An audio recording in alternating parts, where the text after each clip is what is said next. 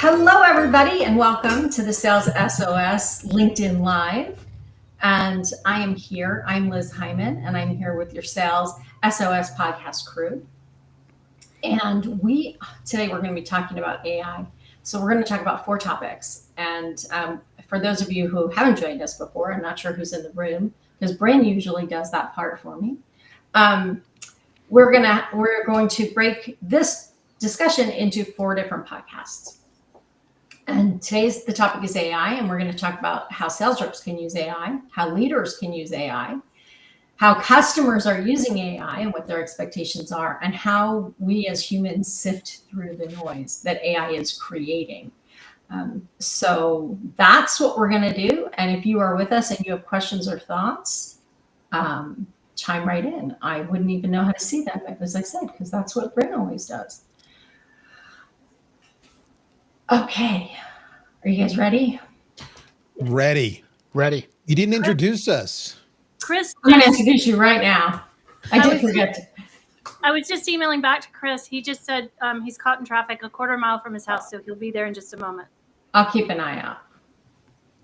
If one of you keeps an eye out on if in case anybody joins. I will. I just texted him what our topics are too. Great. Excellent. All right. Here we go. Welcome to the Sales SOS podcast. I'm Liz Hyman, your host, and I am here with your Sales SOS podcast crew. Today we have Renee Bigelow, Mike Simons.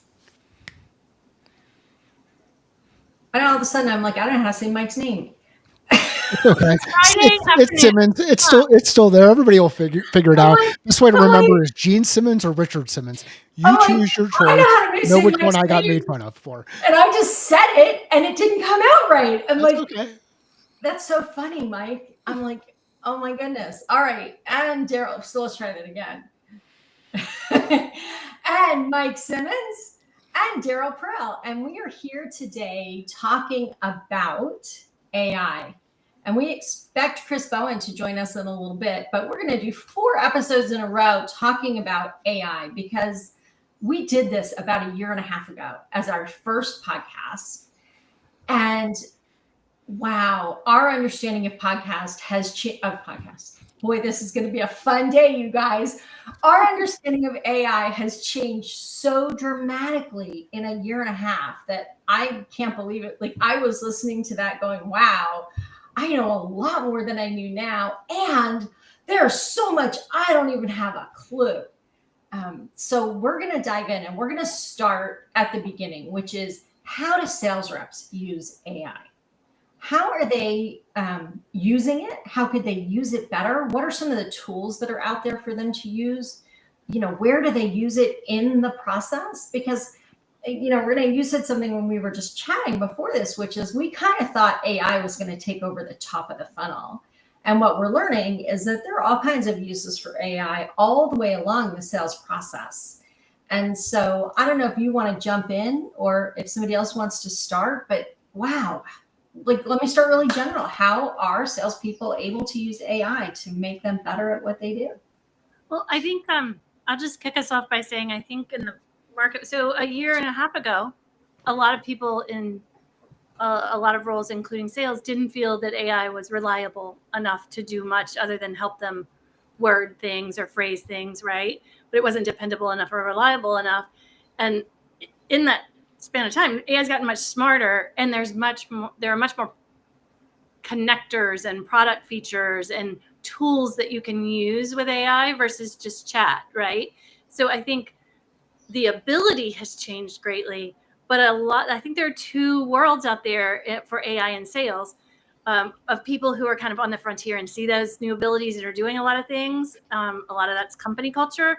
Some of it is individual innovation, right? Like managing their own book of business in a different way and everything, right? And then there's the class of people who still think it's kind of clunky like it used to be a year and a half ago, so they haven't picked it back up and aren't really using those tools. So I think we have a kind of a dual class citizenship happening with AI use in sales. Mike, do you think similarly? I think it's I think there are people who will constantly move through that piece of like fear mongering around what things are going to eliminate, what things are going to no longer be there, and how something will work or how something won't work. And unfortunately, a number of the people who do it aren't using the tools. So like I don't like when they share those things, their experience might be a little bit different than something else. It might be that they had a poor experience with a chatbot, as an example, or maybe they went in and they did a prompt in ChatGPT and the result was different than what their perspective was. Shocking. People have a different perspective, and so do machines. And so I think it's a I think it's I think there I think there's I'd probably put people into one of those three categories that you had said: the ones who are using it and starting to adopt it, the ones who are skeptical and not sure about where things are going to go, and the ones who haven't touched it and are still sharing their perspective. And I would even add to what you just said that the ones who are kind of naysaying often don't know the thing that they need to do to get better results. So they think like just asking a question should give everything. And there's some art, right? There's some art and science to getting good results out of it. So. Kind of like dealing with people, right? Like you look at the like doing any job. Yeah, if you do it halfway, you're going to get some halfway results. Yeah.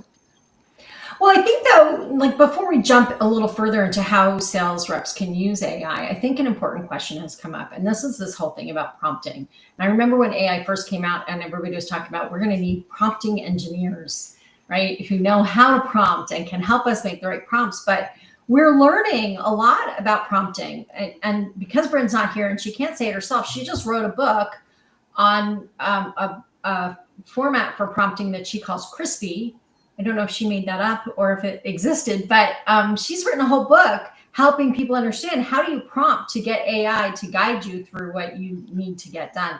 So just putting any prompt in is not going to necessarily get you the result that you need. And you often in the process have to change the prompt or rethink the prompt or be more specific or clarify or change the way you ask the question. So this is, I keep thinking this is just like we always said, garbage in, garbage out. If the prompt is garbage, what you get out will be garbage. And some AI tools are learning how to be more like us. I'm teaching my GPT and my Ask SSL, how do I speak? What things don't I say? What things do I say? So as we begin to get better at prompting, we will get better at getting the results we want. And Mike, did you want to say something? I think the thing that's kind of interesting about it, and I was on a call with someone yesterday who worked for an AI company a couple of years ago, and it was deeply involved in a number of the things around recommending how prompts should be done. And when I put my first prompt in while he was watching, he's like, you really need to go and work on your prompting because that prompt, whatever. And the result was absolutely amazing. And he goes, maybe you don't need to work on your prompting. Like his prompts are essays and my prompt was 10 words.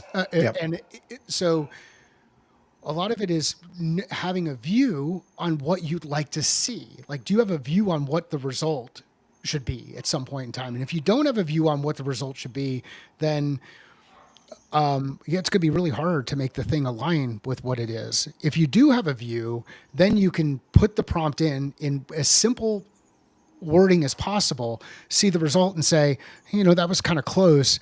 Do it again, try differently. And that's the beauty of it. And what I like about it, and what I like about how the evolution keeps happening, is you can take an iterative approach to building on things and once you start to come up with something that's working, then you can standardize it, which is some of the stuff that we're doing with the various GPTs that we have that operate parts of the business. So what I find interesting is how quickly this conversation, which opened up with how are sales reps using AI, instantly went into this is how you should do prompting. You're not doing prompting right, not doing wrong. And that makes an assumption that the rep listening to this understands what we're even talking about, which goes back to Mike's point. There's three kind of different sales reps. And one of those groups is they're really not using it at all, right? So right away, if you're not using it, this conversation is probably, you're tuning out. But I also love Renee's point about one of the, well, she made many, but the one that really resonated with me was like a year and a half ago, versus now. A year and a half ago, very few people were talking about prompting, or the prompting skills, right? So I did a little experiment while these fine people were sitting here talking, and I wrote down. I have my little cheat sheet. I wrote down how I believe sales reps are using it. All right. So I said, in no particular order, and some of this is definitely a year and a half ago. Social media engagement, writing the posts, responding to the comments, and that was bad. People sift that out really, really quickly. That was like early days AI. It was abused because the problem is we all tend to look. There's so many people that look for shortcuts and they abuse the hell out of it, and everybody else can see it. So AI's gone through that for sure. But then as you get more sophisticated into it, I wrote down researching prospects. What are their pain points? Who are the personas? What are the discovery questions I should be asking? What are the objection handling responses I should be having? In other words, self-improvement. How can I convert higher using AI to understand this? Then I looked at the efficiency aspects, some of which is us really old. Gong's been doing this, Outreach has been doing this forever, whether it be like note taking, etc. But to me, daily planning. But I loved how the ones who are sophisticated were the ones, and this kind of where I build off your point, Mike, about prompting, writing an essay versus writing 12 words. Me, I prefer to do the one in the middle, which is let me start with 12 words and then let me iterate and refine and refine and refine and refine until I get what I want to, because then that allows me to think my way through it. So that was how I started. And then I went over here to my wonderful Gemini Pro, of which I pay for the advanced subscription, where the hell it is. And I asked the same question. And it was really interesting, and it came right away. The things it said: prospecting and lead generation, data enrichment, lead scoring, outreach and communication, personalized content creation, email optimization. You see, again, these are often built into it. Conversational intelligence, coaching, sales process, and forecasting. We haven't talked about that at all. Customer retention, upselling. Wonderful. So I did it myself. I used AI. And then I iterate it. So there we go. That's how I think I'm probably a typical sales rep, the way I just went about that. Yeah. That was great. What I want to do right now, before we jump further down that path of using prompts and getting it right, which I think we can talk about in the 4th episode a little bit. Let's really think about the sales rep. Okay, I'm sales rep A, I'm sales rep Liz, and I have to now do my job. And I'm one of those unfortunate sales reps who has every responsibility from prospecting to closing and not enough time to do it all. And I'm not very efficient. And what do I do? So let's sort of talk through how do I use this? Can we start at the top of the funnel and maybe talk about some of the things I could do at the top and then move through? You go to Hoover's. Okay, that's Hoover's is one. Yeah, go ahead. What do you do at Hoover's? I don't think anybody was 12 words. Hoover's is or Jigsaw. Jigsaw. Well, Hoover's actually still exists. It just was purchased. Right? Oh, no kidding. I've not used Hoover's in forever. No, all of the Hoover's data was put into, I don't know which of the other databases, but okay. So what Mike is saying, we used to open a book I literally used to open a book called Standard & Poor's, right?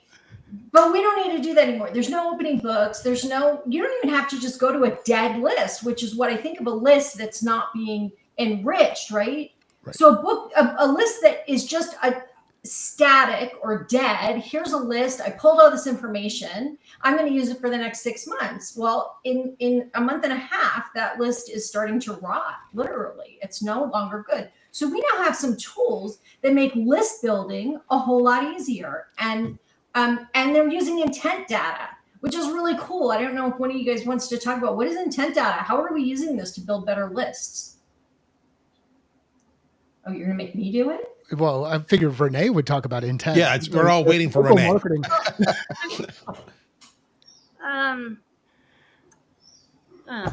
Some of the intent data providers don't hold any punches. Go right out and come over with the real scoop. Let's talk about what it is, and then let's talk about how it works. A lot of intent data requires clean data attribution. And what has happened over the past couple of years, it started before AI, but it is now far murkier, is what we thought was this holy grail of being able to see every breadcrumb that every person did in the right order and everything else is a myth, right? Most of the activity doesn't show up that way. So if you're relying on a lot of vendors that do intent data that are basing their intent off of attribution of actions, which is like a digital breadcrumb, there are a lot of gaps in it. So the broad umbrella of intent data versus maybe your own first party information, right? So if you know someone's hit your pricing page, if you know someone's done some of those things, like those are first party intent data things versus a enrichment company for intent. So again, that one might be a little bit loaded for me because I think we have a lot of attribution crack going on and a lot of saying that things are visible when they're not really visible, when there are big gaps in data. Well, 6 Sense used to do, I mean, 6 Sense was pulling intent data and charging a phenomenal amount of money, right, to do it. And now there are companies that maybe it's not perfect, but they are doing this and they are looking for clues that people who meet your ideal customer profile might be taking actions or asking questions that may or may not indicate that they're going to buy from you. So let's just start with, Renee, let's start with what it is. What is intent data? How are people using it to build lists? Because we now know there's problems with it, right? You just laid that out for us. Here's the thing to worry about. But what is this, and why are people using it? And is it working? There are some very good ones too, right? Like that tie together databases, like actual databases, like building permits, business permits, things that are triggers that would put someone in the market that that if you are in home services and home sales would be a great one, right? And you can get a list of a true database, right, of people who have taken actions that put them in your market, right? They're triggers for actions that they take prior to when they need your services.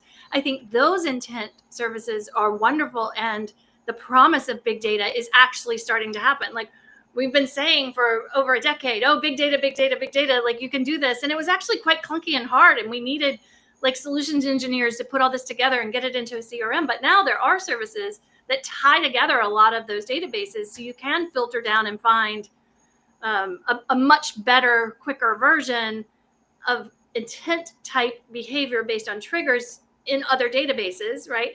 In something like a Hoover's where you really could filter it down. I'm not saying Hoover's, but kind of that same concept, right? I think Hoover should sponsor us just for saying they're they will be our most profitable sponsor yet. And P.S. Mike, it hasn't been that long since I've used a Hoover's. Wow, yeah, it's awesome. I remember, Hoover's and Siebel and these older systems act like stuff like that, where you come up and Goldmine. Say that again. Goldmine. Perfect. So we, Daryl has more gray hair than any of us. I am working on catching up. We've got some experience here. So as you look at this, there are some things that sales reps need to do in order to do their job well. And let's put sales reps under the umbrella of anybody who interacts directly with the customer and is carrying a quota. Okay. I understand that there are certain roles that may or may not carry a quota. Like some customer success folks will carry a quota and some won't carry a quota. In this instance, let's say anybody who is interacting directly with the customer and has a quota that they need to attain. Well, one thing you want to know is, who do you actually talk with? Like, who are those customers? And this list building piece, using a tool, one of the ones that we're testing is a tool called Exa, which is absolutely insane. It is amazing what we're able to do in testing small lists to determine, do we want to go deeper into that list or do we want to stop? So that we're not trying to get in front of 1,000 people. Let's start with 10 or 25. And that's the number we're starting with, 25. So we want to get a list of people that we want to be able to talk with. Then the other thing we want to do is we want to have some reason to reach out to them. And if you're connected with marketing, and you have information coming through and you're seeing some of the background data on the people that you want to reach out to, then you can reach out in context. That's one way to do it. Other things you can do is look at all the signals that are potentially out there. Way back in the day, we used to have to read annual reports or sit on the investor calls. Now you don't. Like, you could take that stuff, throw it into Notebook LLM, the recording of the call, and get a brief summary and listen to the podcast version of people talking about what just happened there. So now, while you're driving from where you are to where you need to get to, or you're on an airplane or whatever you're doing, you're able to listen to this stuff in context and be very targeted around the specific companies. Those are just a couple of examples of what you can do with data, where back in the day, we actually had to read a lot of stuff and then we had to call a lot of people. And now you can get so much more. So if you were going into a call unprepared, you're doing your job wrong. Okay, so let's back up a second. So we started Why'd you with laugh, Daryl? No, I'm sorry. research. If you're going to a call, you're doing unprepared, you're doing your job wrong. I mean, that's always been the case. And the issue is too many reps were always unprepared. But that's why I was giggling. It was like, oh my gosh.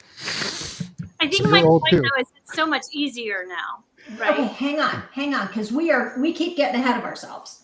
I'm a sales rep. I know nothing about AI, right? So we started with top of the funnel. Let me help you figure out which companies you're going after, which companies have given some intent, right? This is list building, right? So we go from list building to research. So we're hoping when we buy from a company that's creating lists that have intent, meaning they believe that this customer using the internet has expressed need or interest in our product, right? So this is intent data. This is list with intent. Now, I don't know how good they are because I haven't used one yet, but I know everybody's really excited about this idea of intent in list building.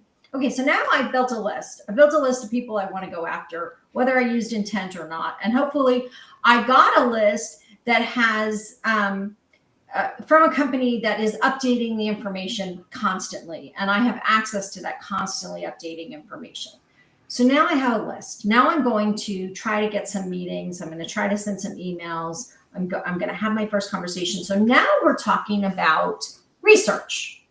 And what Mike was talking about before is you have no idea if you are new to the sales world, how hard it has been to gather information and how many hours it takes if you're digging through the internet cold and trying to pull up reports and pull up their end of year reports and all this stuff. So now you have many ways to prepare, as Mike said, for a meeting, because now it's at your fingertips. And that 5 minutes that it takes to pull up some pertinent information is better than nothing. And I'm going to tell you how you look and feel when you don't do this research. And I'm going to have Mike and Renee tell us, and Daryl talk to us about how to do it.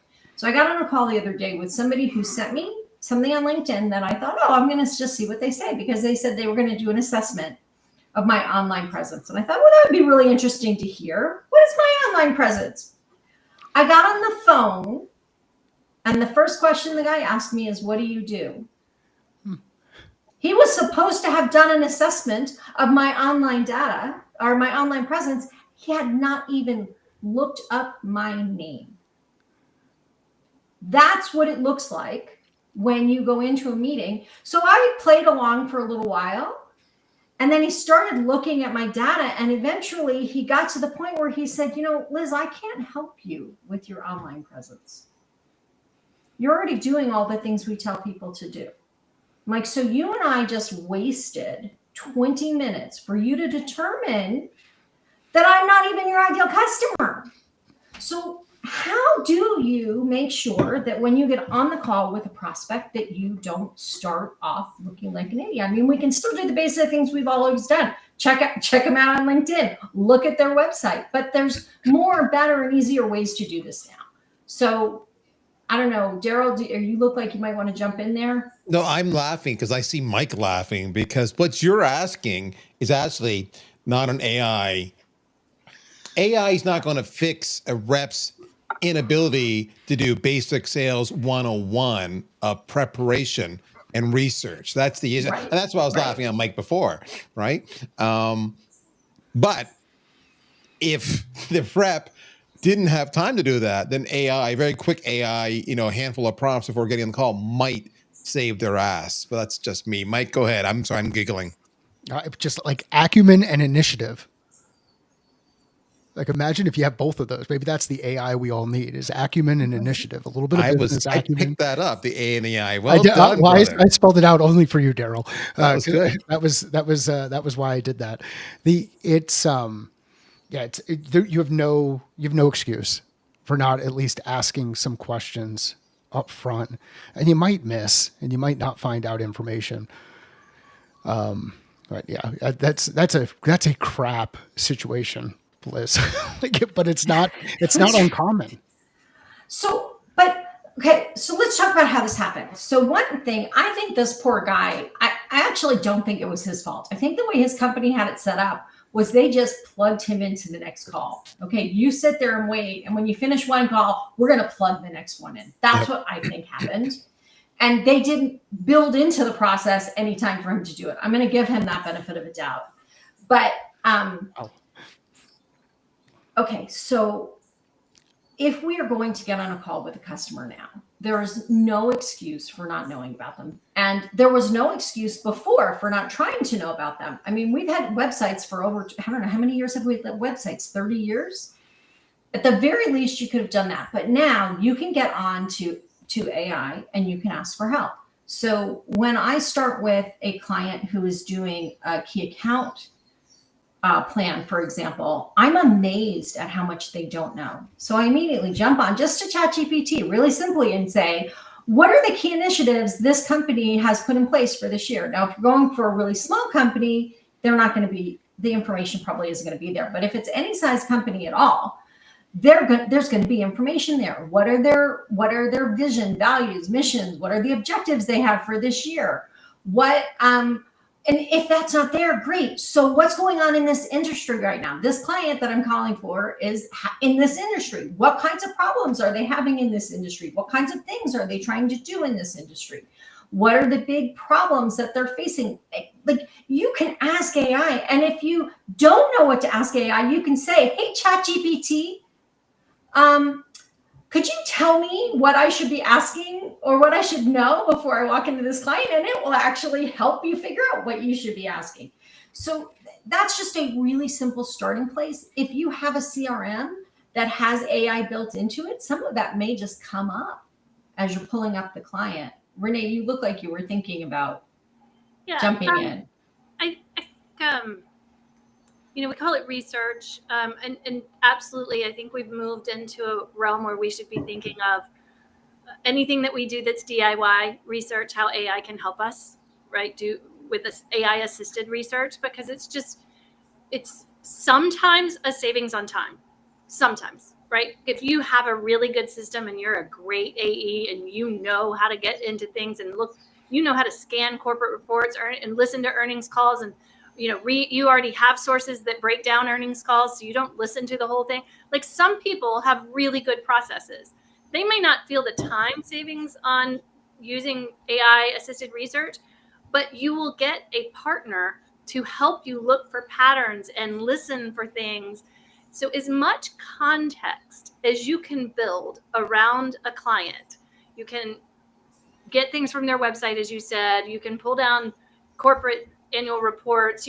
There are so many things, whatever you can feed. If you can have it do a research report and look for any articles they've been mentioned in or whatever, right? And add all of those files into something like a project in AI so that it has a lot of context. And if you are able to record your discovery call with them, right? When you put all that in together, you are going to have so much help with like an assistant on your shoulder kind of thing, where you process your thoughts about the meeting and it says, oh, have you thought about this? Have you thought about this? I looked at their corporate report, and in your proposal, I don't see you mentioning anything about this initiative, right? Like, it really... Okay, I'm gonna stop you, Renee, for a minute, because now you're further down the process. So now we're a little further down the sales process, and what we're talking about now is how am I using AI to better engage with this person? I've already researched them and had our first meeting. Now you're talking about using AI to take meeting notes and help me plan my next meeting. And so let's walk through. What I'm suggesting is every step along the way. So you were talking about the top of the funnel with like enrichment or triggers or intent data, whatever you want to call those, right? You've pulled those in and you've learned those about a client. Then you've gone out and done some research with whatever materials are to go into a call. Then when you add whatever you get into, even if you just add the email chain back and forth, right, of whatever they say when you reach out to them, you're continually adding context into it. And that's how it gets much better at helping you. So what I would say, I'm laughing because I'm listening to both Mike and Renee here, and Mike has made a comment because he's really old. He said, we used to have to read paper stuff, right? I cannot tell you how many times we would pour through a 10K or a 10Q or an 8K, if you're a public company, to try to find clues on how to engage with this. You said in your 10K that you have this initiative for the next year and there's risk and these are your competitors and blah, blah, blah. We're now, to Renee's point, before I hop in that call, I can have AI simply say, look at the last couple, tell me what the issues are, tell me who the competitors are, tell me how they compare and contrast, and what are their likely, investments they're going to make, and how can my company help? Now, give me a series of, discovery questions that I can use to, find this out better. That's so quick and easy and done, as opposed to getting on a call saying, where the rep says, so what do you do?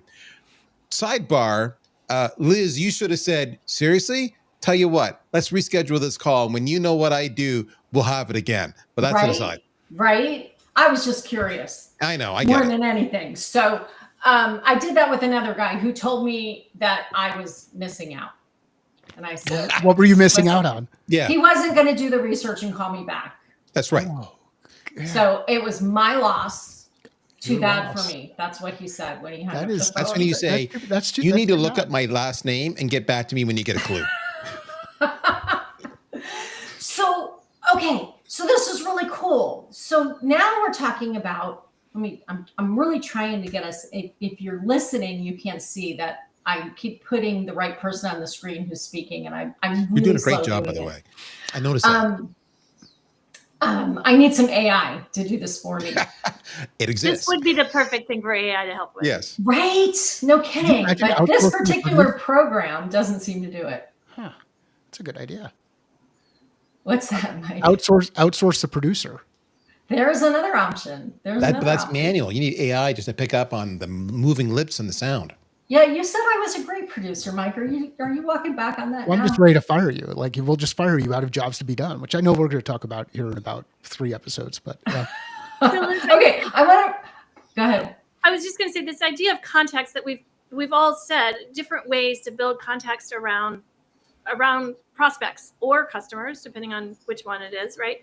But the idea that's different, the way that AEs, that sales reps can really use this, I think, is to consider that you are building your database about that customer, right? So it's not one and done. I think that's one of the biggest differences.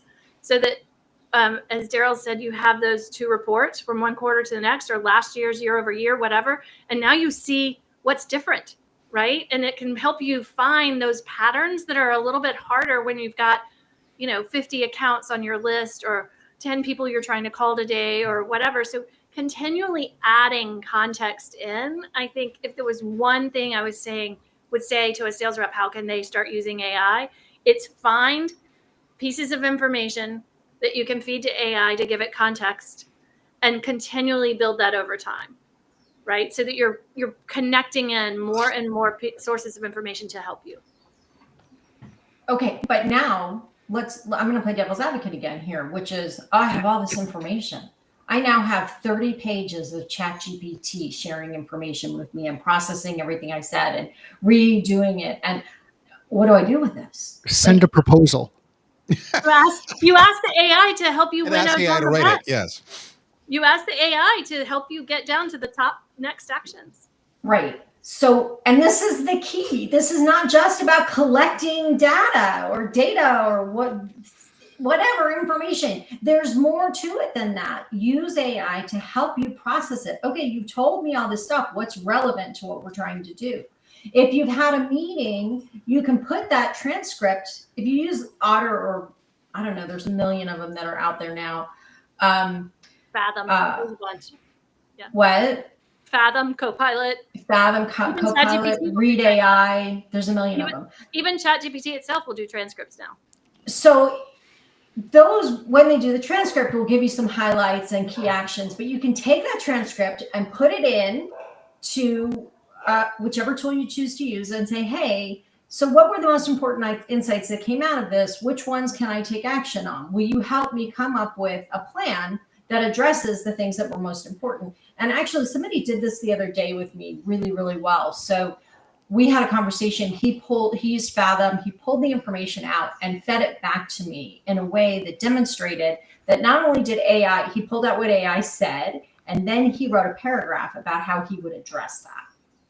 So I wouldn't just pull everything out of AI and send that off and think you finished your job. You still have to interact in a human way, but AI can help you. Mike, I know you're ready to say something. Go ahead.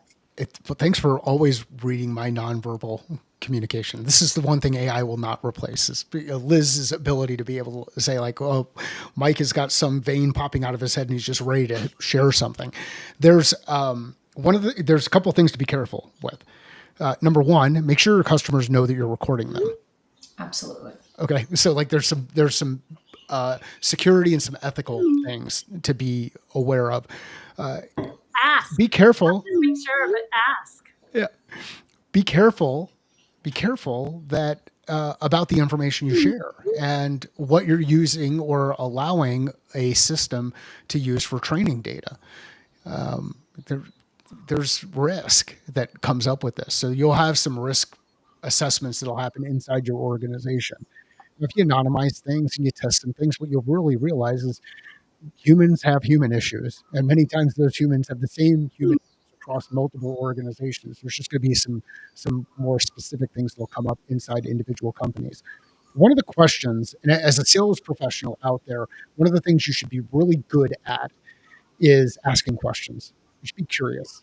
Let's ask simple questions and see what we can do to get information back as we go through the process. So another question you can ask after you go through all of this stuff that we've been talking about so far is this question: what should I have asked that I didn't ask? Or what might I have missed that you're surprised I missed? And see what the tool itself goes through and is able to pull out. So those are just a couple of other things. One, be careful about the security risks. Make sure you're have some of that process stuff in place, and go back to your sales skills and ask questions. You're a sales pro. Be a pro. Brilliant. In other words, it's always AI. It's like I always tell people, AI is just a tool. We've had tool after tool after tool brought in over the years, but it never changes the core elements of your job. Like you just said, Mike, still be a sales rep, right? You're using it to help you, but you still have to do the work. You still have to follow the process. You still have to, use your, develop relationship skills. None of that's changed. AI doesn't do that. It just gives you more time. However, your competition is definitely using it. And if you're not, they're going to be way faster and way more insightful with way better questions, drilling down to the issues way faster and conveying way more trust than you are, just so you know. So it's a tool. Okay.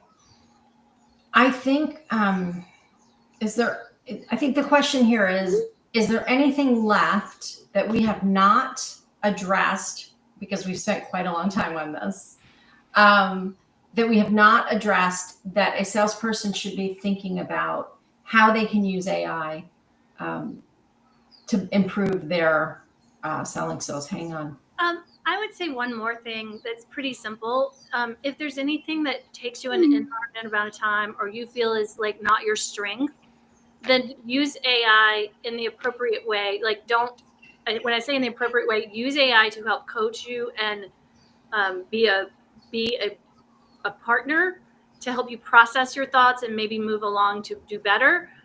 Don't automatically spit out results from AI just because you think it's your weakest area, but it really is helpful in wherever you feel. We said research, but some people are power researchers because they've got kind of a process they've already worked out, but maybe they aren't the best at communicating via email, right? Or maybe it's the opposite. Somebody's excellent in their communication skills, but not a deep researcher. Really make sure you're thinking of the place that either you really don't like to spend time in your job or the place where you could, it's not your strength, and find ways to use AI to help you with that. So one of the questions we haven't talked about when it comes to a sales rep, how do I use AI? And maybe this isn't for this episode. If so, just tell me. Is if you're a sales rep, my boss could be one of two extremes. One is you need to use AI for everything and you're doing it wrong. Or the other one is they're not using AI at all. They don't have the tools. They don't want to make the investments, but I want to use AI, but they're laggards. So so in either of those scenarios, how does that affect how we use AI? Or does it? Maybe it doesn't. There's a lot of shadow IT going on right now with AI. Yeah. A lot. To Mike's point, that can create risk, right? Like if you're saying you can't use it and you got a sales rep who's savvy and knows that they can do better and make more money because they use AI, they're going to go use AI. It's not going to be in the official way. They're going to share information that may not be on a company account that isn't protected from training on data, right? Like you're creating a lot of risk if you're being a manager who's being a real laggard about this, which might segue us into our next topic, Liz. I think it does. Thanks everyone for joining us for this episode of the Sales SOS podcast. I'm Liz Hyman here with your crew, Mike Simmons, Renee Bigelow, and Daryl Pearl. Have a great day, and hopefully you'll join us in our next episode about AI and how sales leaders can use it. Okay, so we do have something happening, and I have looked all over my computer, and I don't seem to have anything open that would be doing that. Do you see a overlay? I'm just looking at the help files on Restream. If you're in the studio, if you click the chat tab, I don't see it on my side. So Liz, I don't see any chat. There's nothing. We haven't There's no chatted. chat going on on the actual LinkedIn Live. I've got the LinkedIn Live because I'm monitoring there for chat. Nobody's chat.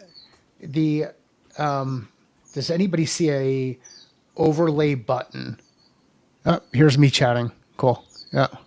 So that didn't make noise. No, there we go. Yeah. One thing I would say is use it to ask better questions. Liz, your window up right now is the primary speaker.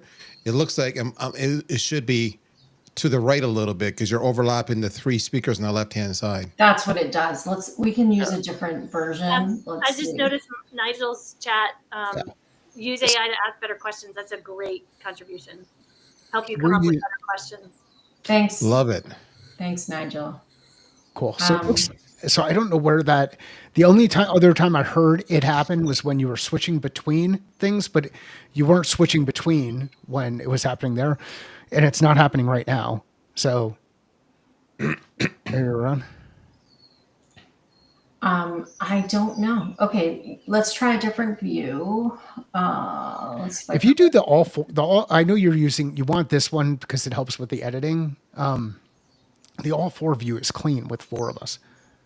I know, but then we can't use it for anything else. And what I'd like to do is have my person start pulling you guys out as well and creating little videos for you. So if you're listening to us, this is our sort of back of the house discussions as we try to work out what's happening here on our.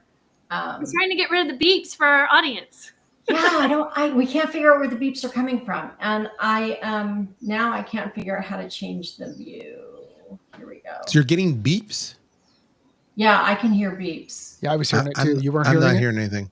And it's not my phone because I put my. Daryl, do you get any audio that comes off of your machine for instant messages or chats or anything? Or are you getting any text messages on your side? I have got a couple. That could be it. Can you if you could turn those notifications off? I'm not important and people don't text me and that kind of stuff. So I'm not getting any of those. Renee, I appreciate that you laugh at my bad jokes, or at least smile. Okay. It's nice of you. Thank you. We could do this. I mean, we all know it's most likely our kids texting because we told them don't bother us right now. Right. I have my phone on. It was on focus. Now it is on do not disturb. So that should affect my computer as well. Yeah, mine's on D&D too. Okay, well, let's jump into managers. Liz, have you heard from Chris? I'm just checking because he did email earlier. No, there's still just the 4 of us in here. Okay. And he has not texted me, as far as I know. Yeah, no, I don't have a text from him. And no email either? Let's see. Do I have an email? No. Okay. Oh, wait, I do. Let's see. I replied to the one he sent right before 4. That's the only one we've gotten. Okay. Well, then he's still probably caught in traffic. These things happen. Okay. All right. Let's try again. Does this work for you, Mike? Anything works for me. Anything works for you? Then we're not covering the speaker at all. But I'm going to go back to start in the. As long as Mike is the star of the show, that's all that matters. Yeah, well, Mike that makes me feel very awkward. Well, I mean, Mike, you and Mike did come with your professional backgrounds today. We got the whiteboard. We got the whole podcast studio. You set do. Up. You even have your on-air sign. Yeah, but I don't have unintelligible scribble behind me. I'm missing that part. That is true. Maybe I'll put some on the monitor here over my shoulder. This one. That's right there. I'm traveling. I have a feeling that the house I'm staying at wouldn't like it if I started scratching them. Yeah, that's true. I think you can do it. My handwriting peaked in 2nd grade. So. All right, you guys ready? We're going to talk about AI for sales leadership. And here we go. Hi, welcome to the Sales SOS podcast. I'm Liz Hyman, your host, and I am here with your Sales SOS podcast crew, Mike Simmons, Renee Bigelow, and Daryl Prell. And we are still waiting for Chris Bowen, who will join us soon, I hope. In our last episode, we started a discussion about AI, and we actually had a discussion a year and a half ago about AI. And I would say the nature of the conversation that we had in this last episode versus what we had a year and a half ago is substantially different. Right now, I want to dive into what I think is a really important topic, which is how do we as sales leaders use AI to support our work and our team's work?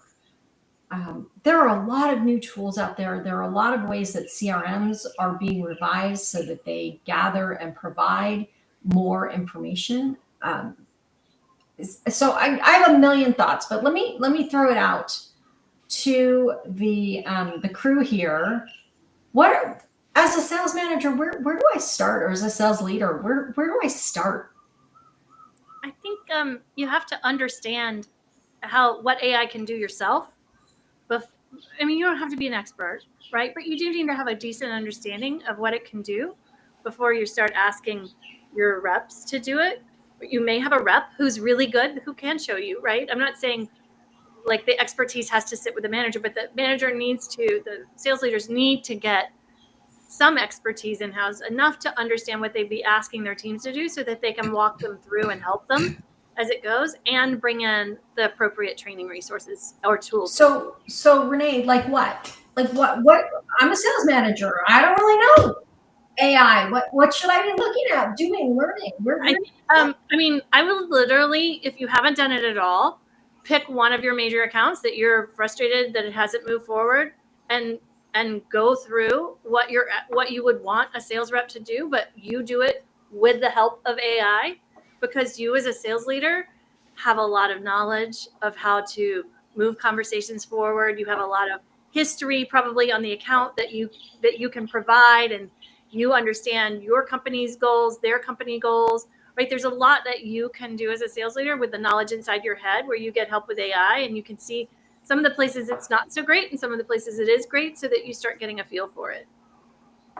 I want to just respond quickly to what you're saying, Liz. What can I do? I don't really understand. How can I use it? Crazy concept here. Go to Google or your favorite AI, engine, and ask it to recommend a good AI course that you can take. It's crazy. You spend 15 minutes a day in a matter of a couple of weeks or a month, you're proficient and you're like a rock star. I've bought 3 courses myself and I use it all the time in the last 6 months because I want to go a little deeper in certain areas. I want to better understand. And I've got a couple podcasts I listen to periodically, not all the time. I subscribe to them. And if the content looks interesting, and these are AI specifically as it relates to sales or marketing. I mean, they're very niche.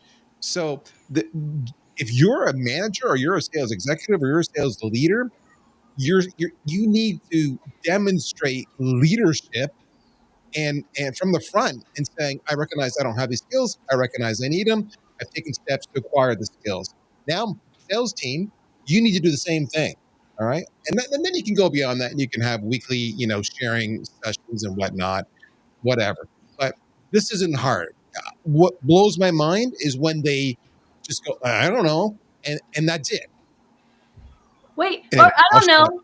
They should do it. Yes. I don't know, and they should do it. Yes. Okay. I love that one. I don't know, but they're not doing it right, and it's your fault.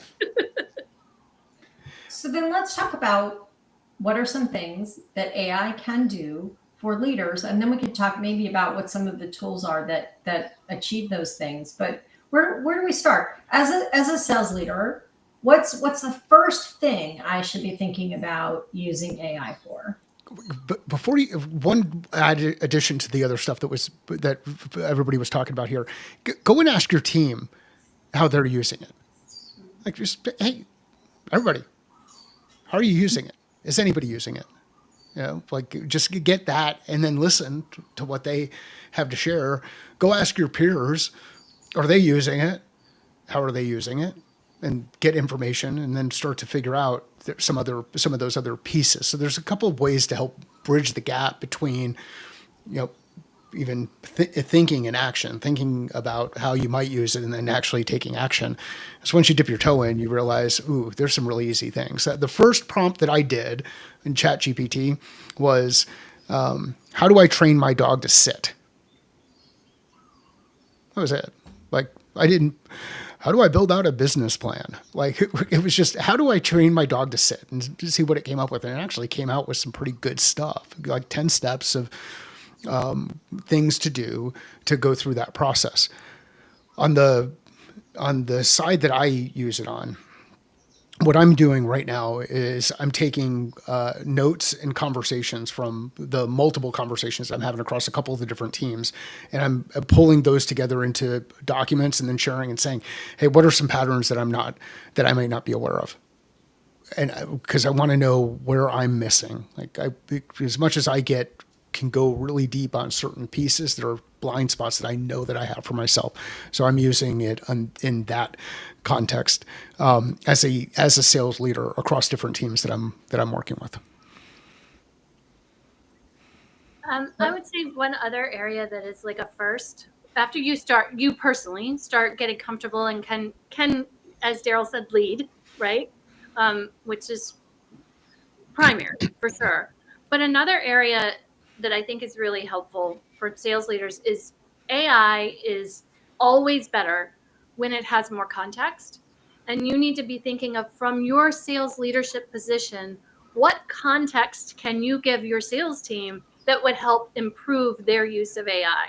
So can you give it a playbook, right? And say, everybody put this playbook in as you're prospecting. And I've already built out for you, here are some of our top differentiators. Here's our value proposition. Here is how this industry uses us. Here are some quotes from customers in this industry. Here is a case study and a success story, right? Here are a bunch of things that we have been throwing at you for years. But as part of the playbook, I'm giving you this for context for this sales campaign that we're doing, so that when you're talking to AI, it can do better because it understands the goal, it understands the parameters, it understands our value proposition, right? So thinking of how you can build things to give your team so that they can be more successful with AI, I think is a really good place to use your headspace and time. So hang on a second. Go ahead. I just want to be clear. I'm a sales leader. There are some tools out there. One is a tool called ChatGPT or Gemini or Claude, right? And Or I Copilot. can, what? Or Copilot. I say that. Or Copilot. Thank you. We're forcing you to use Copilot.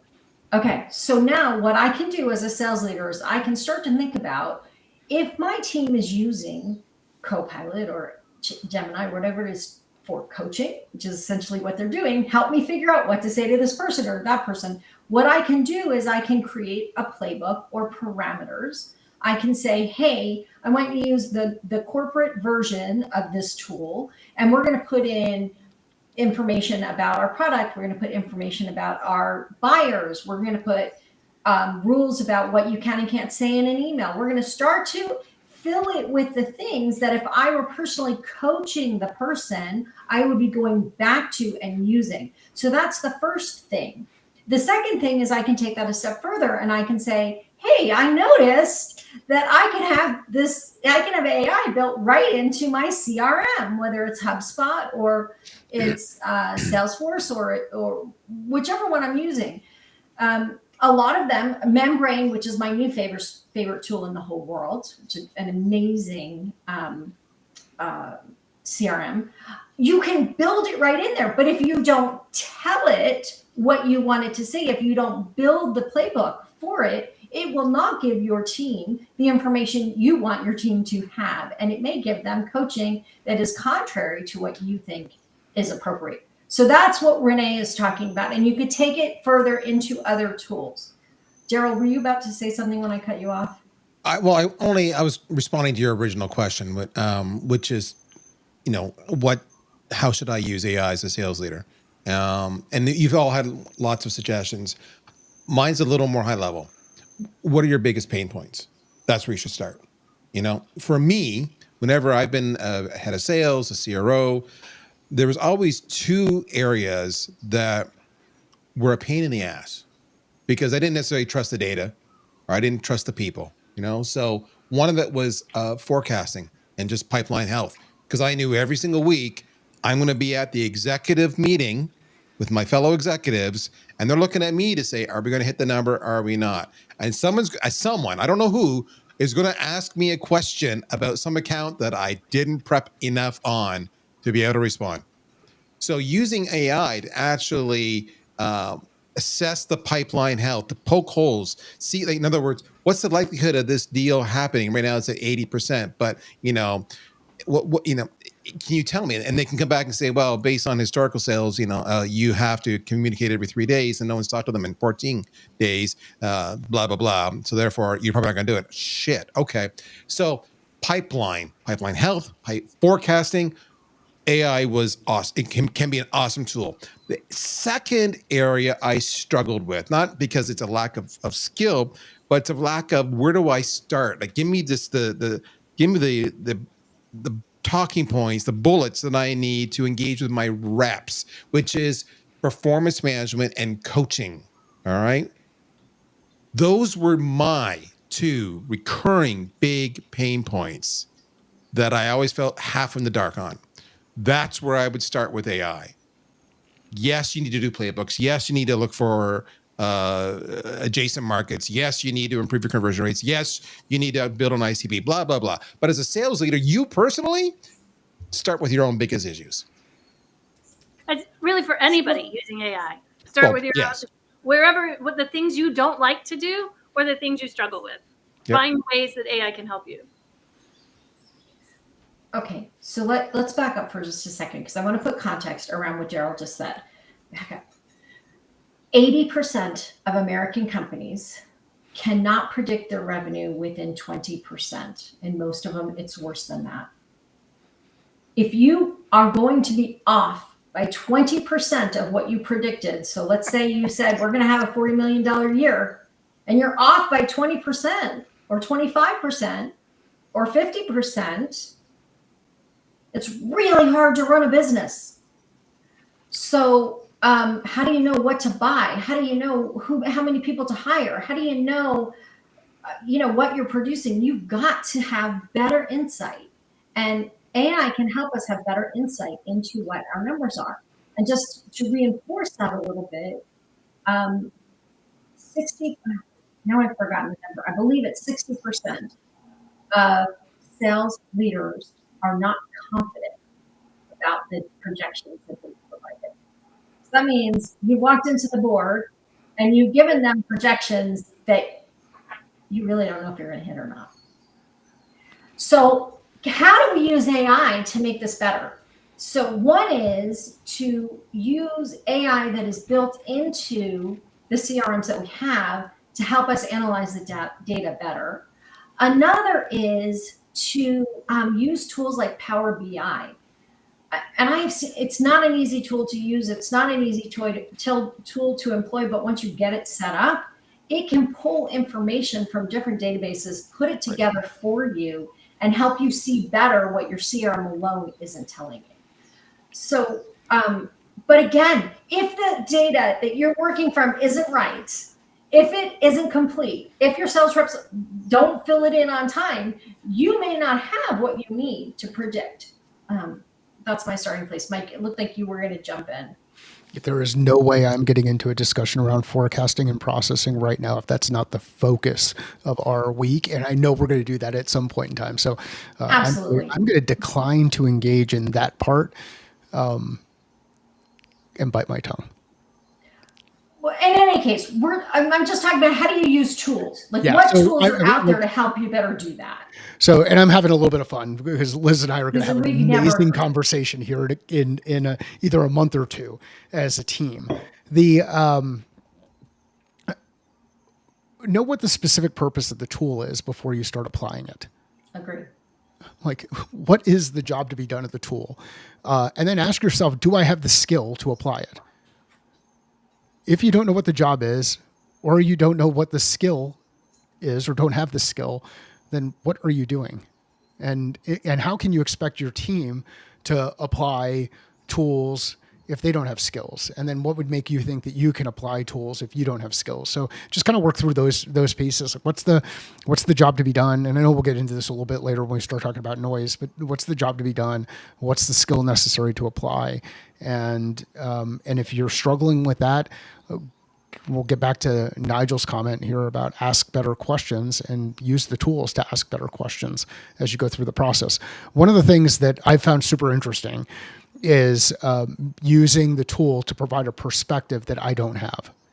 And this gets into some of the prompting stuff that we were talking about a little bit earlier, which is, hey, you're a chief marketing officer inside a certain stage organization. I am the chief revenue officer inside that organization. Here's my plan. What parts of it don't you like? What parts of it do you like? What parts would you call BS on? Like those, then do the same thing across product, and then do the same thing across operations, and then do the same thing from a CFO perspective. And you'd be shocked at some of the things you'll learn as you go through it. And those are simple things that you can do if you've actually put together your own plan. So I love that. I think what we want to be careful with is noting what Mike said, which was, I have some ideas. I'm putting them into AI and I'm asking it to assess it.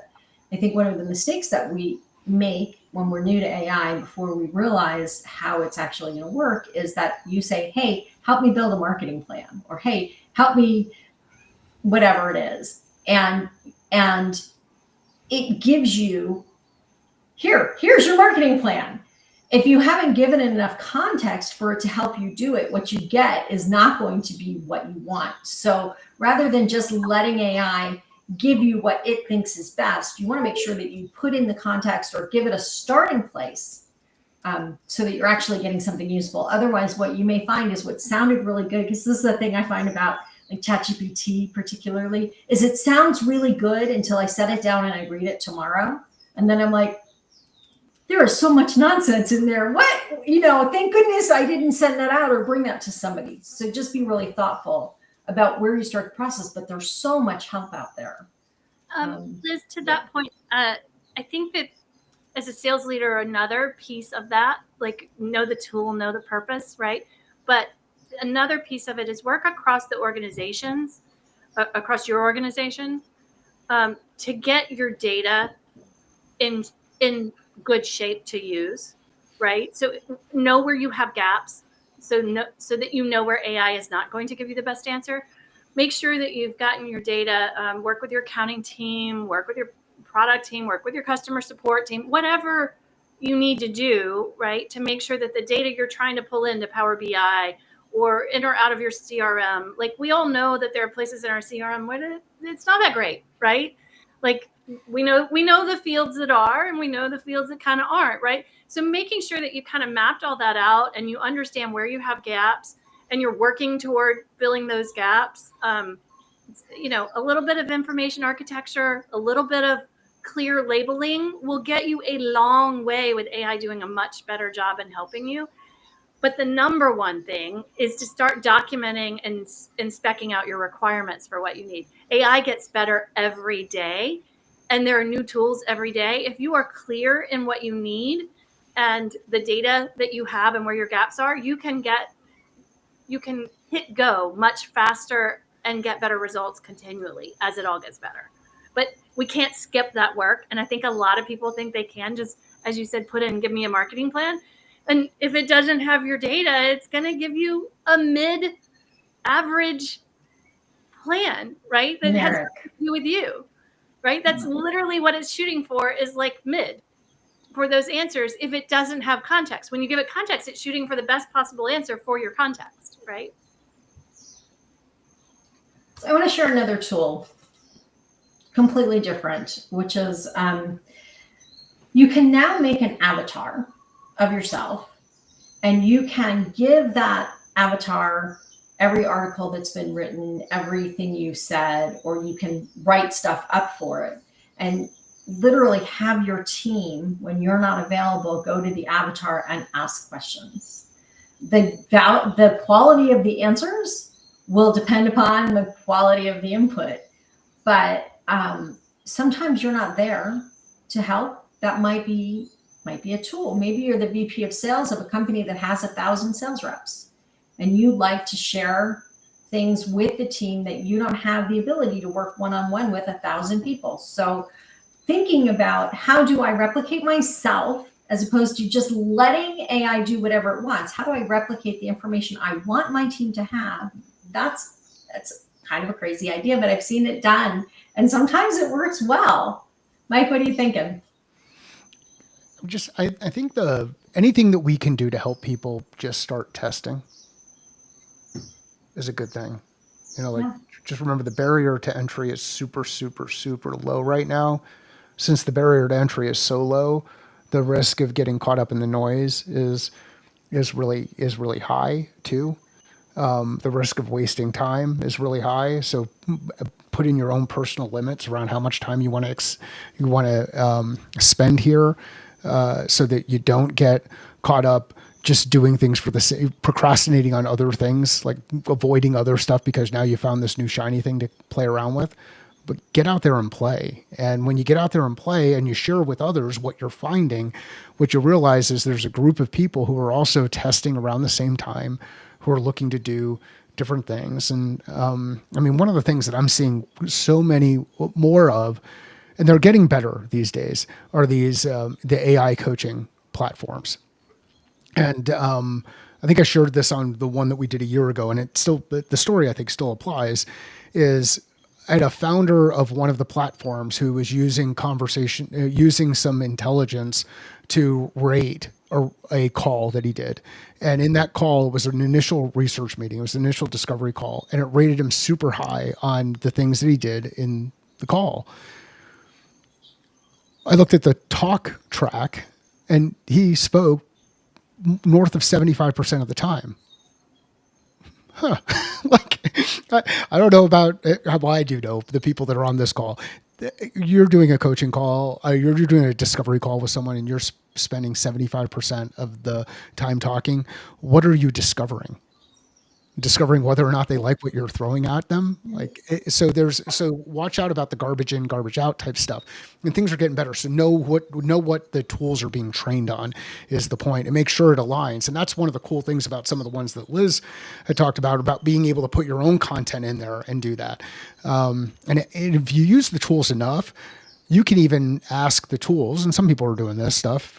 You go in there and ask, based on what you know about me, how would I answer this question? And you'd be shocked based on the amount of information you're putting in there on how it would interpret it. Here's the other thing, the other risk though with these tools. They want you to feel good about what you're putting in there. So they will positively reinforce your own biases if you let them. Liz, I'll add in. You were talking about you and. Okay, go. You and Mike were both talking about how you can use your own information, right? And as a sales leader, these two tips might be pretty helpful. One of my favorite uses, I give AI all of my transcripts, and it helps me with many things. But separate of whatever the project is I'm working on or whatever, there's still a lot of what I call gold sitting in those transcripts. So I have some clients that refer to some of the ways I explain things as Reneeisms. And so I do a regular audit with AI, asking it to tell me what are some other Reneeisms where people react positively to how I explain or describe things. Like I use a lot of metaphors and things like that. And some people respond positively to those so that I remember to say them again. Because, I'm in a lot of places where I'm explaining a lot of things. And it kind of helps elevate things. So your example of, I don't use an avatar of myself, but your example of if you have a lot of sales reps and you can't do them all, but you're in tons of meetings and you're talking about the company and the products all the time. And there are many ways that you say it, and it can help you find some of the best that you can then share to help coach your people up, right? Give them some good gold to work from and mold from.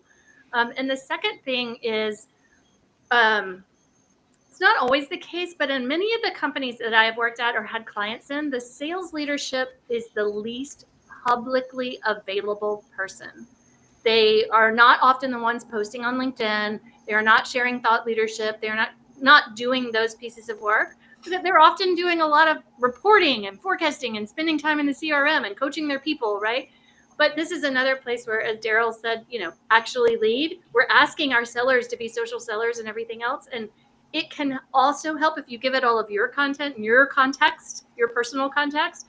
It can help you as a sales leader start sharing some of that publicly too, like help you organize your thoughts so that you can be more comfortable sharing things. It sets a tone for your team. So I'm not saying ask it to write for you. I'm saying use it to kind of help identify what are some good things that you've said, use your own words, put it out there. But I think it's a good sidekick and confidant to help get sales leadership to put themselves out in social and writing, blog posts, whatever more, because in many places they're the most invisible publicly. Any last thoughts as we wrap up how sales leaders can be using AI? I'm just going to run with your idea about creating an avatar and give it to my wife. Hopefully that'll. You just say you're going to switch over to the avatar and walk out of the room? Exactly. Now you got it. Yeah, for your kid. I think the bigger one for the kids too. Yeah. How many times do I have to say? There you go. I won't mind because the avatar will say it for me. I think a lot of sales leaders feel that way too, though, right? How many times do I have to say that same thing? Yep. This is why you work with the people who are on this call, because when all this stuff, when someone with a different sounding voice says that thing, it's amazing what lands. Right. So, lean on other people. But around my family, I sound like Charlie Brown's teacher. It's literally the same. It was awesome. Sean had a conversation with someone who is a VP of sales at a large company, and it was the dad of one of the guys that's in his in the fraternity, and he came back with all the notes. He's like, "Oh, when this person," he said, do these things, and this is some of the mistakes that folks make and whatnot. And Jen in the background was like, "Haven't you been telling him that stuff?" So. It just doesn't land. So remember, lean on others. Have a buddy who comes in and talks about it as an expert. You'd be shocked at how the same thing, and you can actually plant some ideas with that buddy, but you'd be shocked at how that message gets conveyed. Yep. All right. I think that wraps up this episode of the Sales SOS podcast. Thanks so much for joining us. In our next episode, we're going to talk about customers, AI and your customers. So join us there. And have a great day. Happy selling, everybody.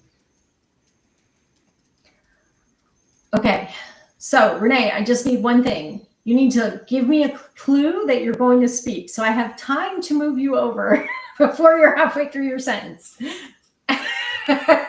Something. I don't get you up there fast enough, and you're already halfway through. Mike, on the other hand, right. Mike, I know when he's ready to speak. Daryl, sometimes I can guess, but Renee, I never have a chance to get you up there full on. So, Renee, I just dropped in the chat my thing. Like, if you click on that, you'll see what ChatGPT said are Mike-isms, which is absolutely hilarious to just kind of look at. But anyway, I just did that too, by the way, because we're doing a project and my team said we need some more Liz-isms. And what was really interesting was when I wrote back to it and said, I would never say this. I would never say this. And I would never say this way. And it apologized nicely and then fixed it. So it sounded like. I will admit that I have said, I didn't say that. And it says it at 1 hour and 22 minutes and 14 seconds. You said. That's awesome. Okay. Well, that was out of context, right? All right, you guys, let's go back into our. All right, you ready for the next one? Welcome to the Sales SOS podcast. I'm Liz Hyman, and I am here with your Sales SOS podcast crew, Mike Simmons, Daryl Prell, and Renee Bigelow. And today we are talking about AI. And we've had 2 episodes talking about AI. One about what sales reps can be doing to up their game, and one about what sales managers can be doing, or what tools will make their lives easier. And this episode, we're going to talk about our customers. How are our customers using AI in their buying process, and how have their expectations changed as they've gotten more and more used to using AI? I want to just start off for a second and share a couple of thoughts that I have, which are this. In an earlier episode, I gave an example of getting on the phone with somebody who asked for my time. And when we got on the phone or we got on the chat, he had not even looked me up. He didn't know who I was. He didn't know what I did. It was rather embarrassing for him by the time I was done letting him know that wasn't okay. And he was wasting my time. But we have been saying, even before sales reps were using AI, we've been saying that customers expect a more tailored journey. They expect a journey that matches their buying process. They expect to engage with our website and our tools in a way that lets them know that the company they're buying from understands them. So, and Renee, you could talk more about this, but that expectation was already set. And what I will say, I think, is that AI raised the bar. And in the last episode, Mike said, in no uncertain terms, if you are not prepared for your meeting, that is unacceptable. And it's always been unacceptable. But now we have so much more information at our fingertips, we should be better prepared. And in fact, our customers expect us to be better prepared. So I think that's the first thing before we go any further, is understanding that our customers, our prospects, their expectations have changed. And we have to show up in a way that looks like and feels like we have prepared. So I'm going to start there, and I want to throw it out there. Renee, you want to Yeah. start this out? This one, I'm so super passionate on this one, and in particular for this year, right? Like the past 2 or 3 years, I think that AI, the big focus has been how can we be more productive, right? And we're all talking about how we can be more productive and efficient and whatever else, right? Like how can we do our jobs better? What can it do for me, right? Well, we've gotten a few billion people used to using AI and doing better with it. And if they were doing it for their job or doing it for writing a speech or whatever else, they've gotten used to using AI. And they've kind of crossed the chasm for a lot of uses, right? So now we have consumer behavior shifting. And I don't think that this is really talked about enough right now because it's in the early stages. It is absolutely breaking the top of the funnel for a lot of people, right? Especially if you were depending on organic search and there are changes now and you had a very clear inbound process where people came to you through organic search, clicked to your website. Once you got them on their website, they converted. Now we're in a much bigger zero-click environment and they aren't coming through, right? That does not mean they do not know more about your ad, about your... Wait. Renee, you have to stop. A zero-click environment. Okay, so that means I am getting information about your brand, but I am not clicking to your website, filling out a form, saying contact us, getting handed over to someone in sales who can see every little page that I've clicked on and then says, let's talk, right?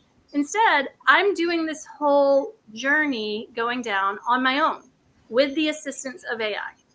It means I never have to go to your website, right? So that changes something hugely. I think everybody has been focused on that top of the funnel change, but they haven't noticed that consumers are quietly carrying AI into spaces with them. And I'm going to give you an example of my own that I think surprised even me. And I try to eat my own dog food and figure out where consumers are going and try to push it so that I'm doing the new behavior that I think will emerge.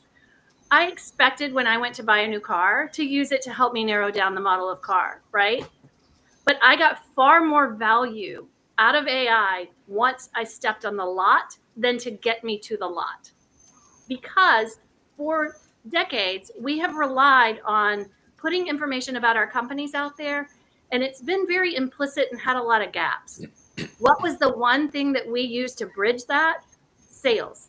There was a human who could bridge those gaps for you. The human came in and explained, answered the questions, tied everything up in a neat bow, right? All of those things. If I keep going and don't talk to the human, if I get AI to help me through more of it, you have to be prepared to bridge in different ways, right? And so I show up to the dealer lot. I have done my research on the different things where I can't quite figure out that, and I'll point this to you, Honda, if you're listening. Honda did a horrible job in telling me the different trim options of the like 5 or 6 versions of the car that I was looking at, right? The salesperson gave me the wrong information. I literally left the lot and went to go look at my second, third, and fourth choices. I really wanted the Honda and felt after talking to the salesperson that I wasn't going to be able to get what I wanted. AI sat down with me and went through it and said, no, this trim level has exactly what you want. I go back to the dealership. The salesperson says, we don't have that. And I'm like, hold on. I pulled out my camera. I start showing the car, everything in the car. The AI tells the salesperson and me, because I put it on speaker, the AI tells us both that it is in the next trim level and tells them to go find the next trim level, right? So it's now doing his job of selling this for me. So I think, okay, AI helped me really figure it out. I would have walked away, got in a car I didn't want because I thought the one I wanted didn't exist. I thought, great, I've taken it through the process. Guess what? I go in when Honda does a financing deal or whatever to go buy the car, right?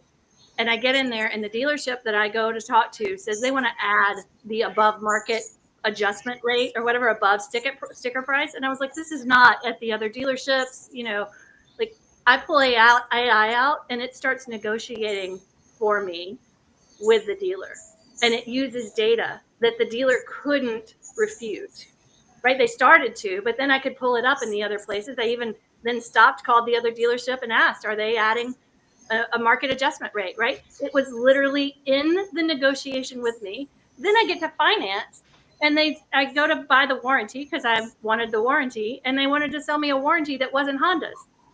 Pulled AI right back out and said, do I have to buy this other warranty, or can I tell them I only want to buy Honda? And it said, oh, you can absolutely tell them you want to buy Honda. And it gives me all the details about Honda. So I said to him, AI says this, right? They were thoroughly unprepared for AI to be in the buyer journey with me. Like, first of all, they were thoroughly unprepared to be the bridge and answer things correctly. But we all know every brand has salespeople that haven't done that bridge very well, right? From the gap in the data to where we want it to be.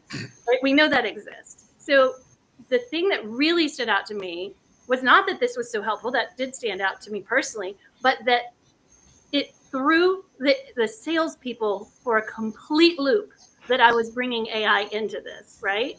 So this idea of how far will people take it all the way through, right? So I think that's a big thing to get used to, the shift in consumer behavior, that you may be negotiating with a bot, right? You may be selling to a bot. The bot might actually call. I have customers who are starting to get phone calls from AI agents, like to book things, right? To set appointments, to do whatever. And some of them treated them like spam calls in the beginning. Well, the AI agent's just going to go down the street to the next place. Their job, the agent's job, is to finish it. So I just kind of wanted to set the stage for how much consumer behavior is shifting. Okay, before you go anywhere, we need to hear the rest of the story. How did the dealership react as this was going on?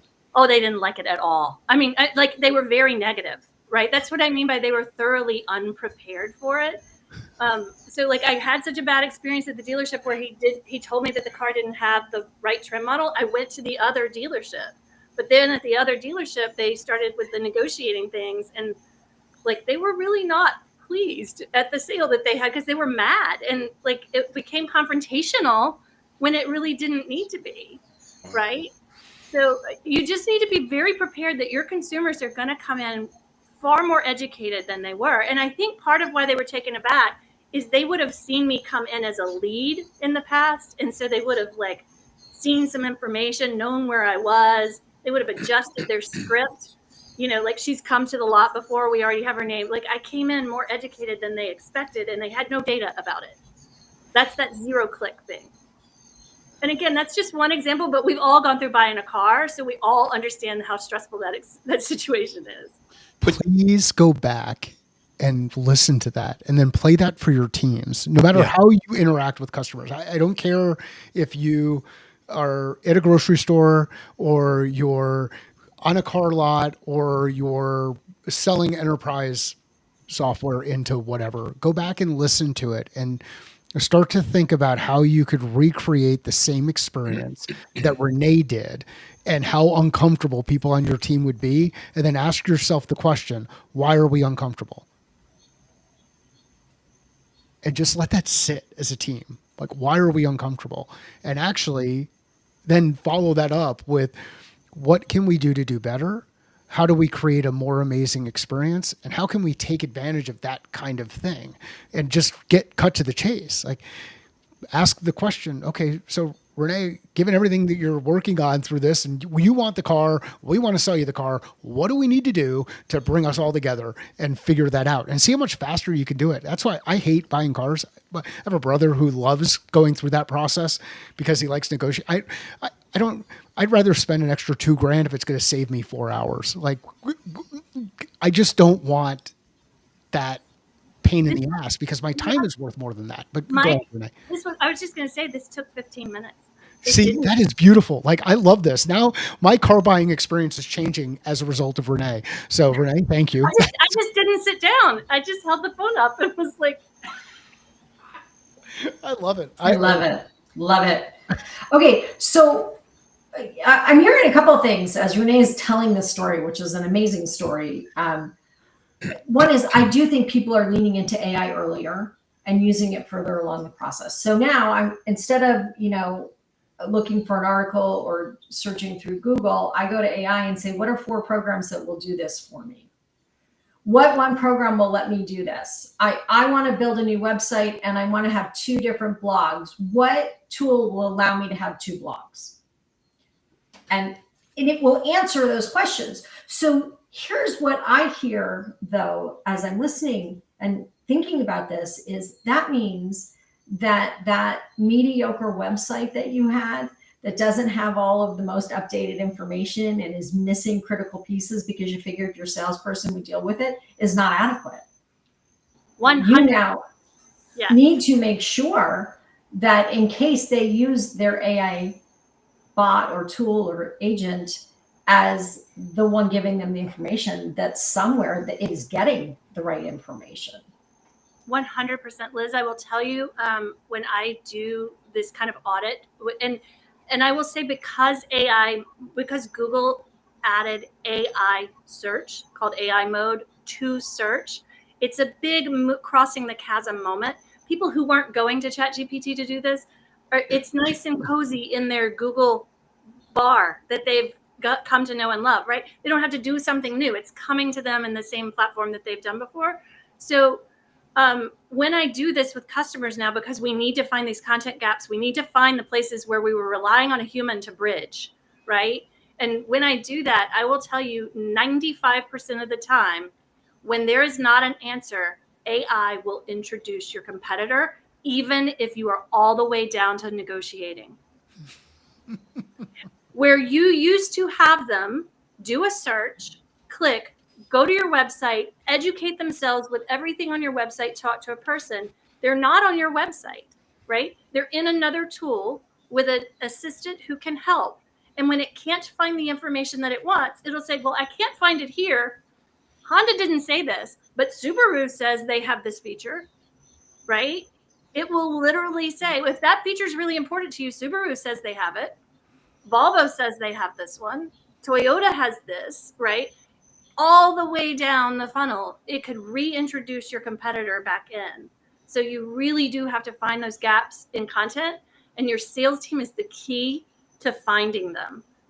I go and speak with the sales department, and I'm like, what are the questions you always have to answer that your website doesn't cover, right? Like, obviously, marketing didn't know this, or marketing would have put it out there. They're not trying to put a crappy website out there, right? So you go into your sales teams and you start getting that information and getting the bridge to help you get it more explicit. Any other thoughts, you guys?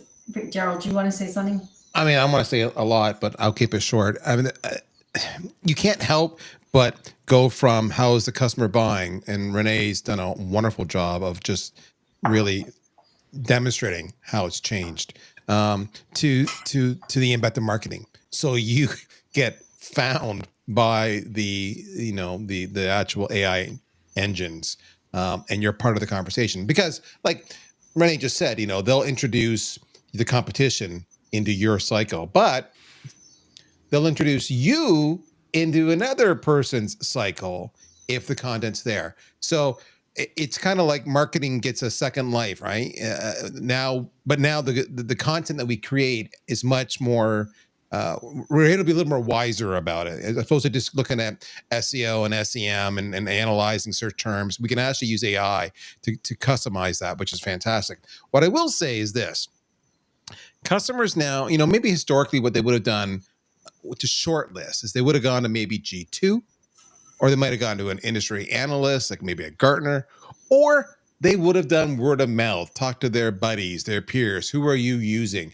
And you saw the same brands get introduced over and over and over again. And I'm old enough now, Mike has mentioned that on a previous podcast, God bless you, brother, that I have seen so many times where a word of mouth referral became an easy purchase because it got rid of the risk. However, that purchase then goes south because it was a poor fit. They did zero due diligence just because it was the right brand. So what's happening now is AI is actually allowing the smaller, more nimble, more exciting, more innovative companies to compete with the established brand. So if you're an established brand, it's going to be harder for you to leverage that like before, because customers are going to do exactly that. They're going to say, this is my problem.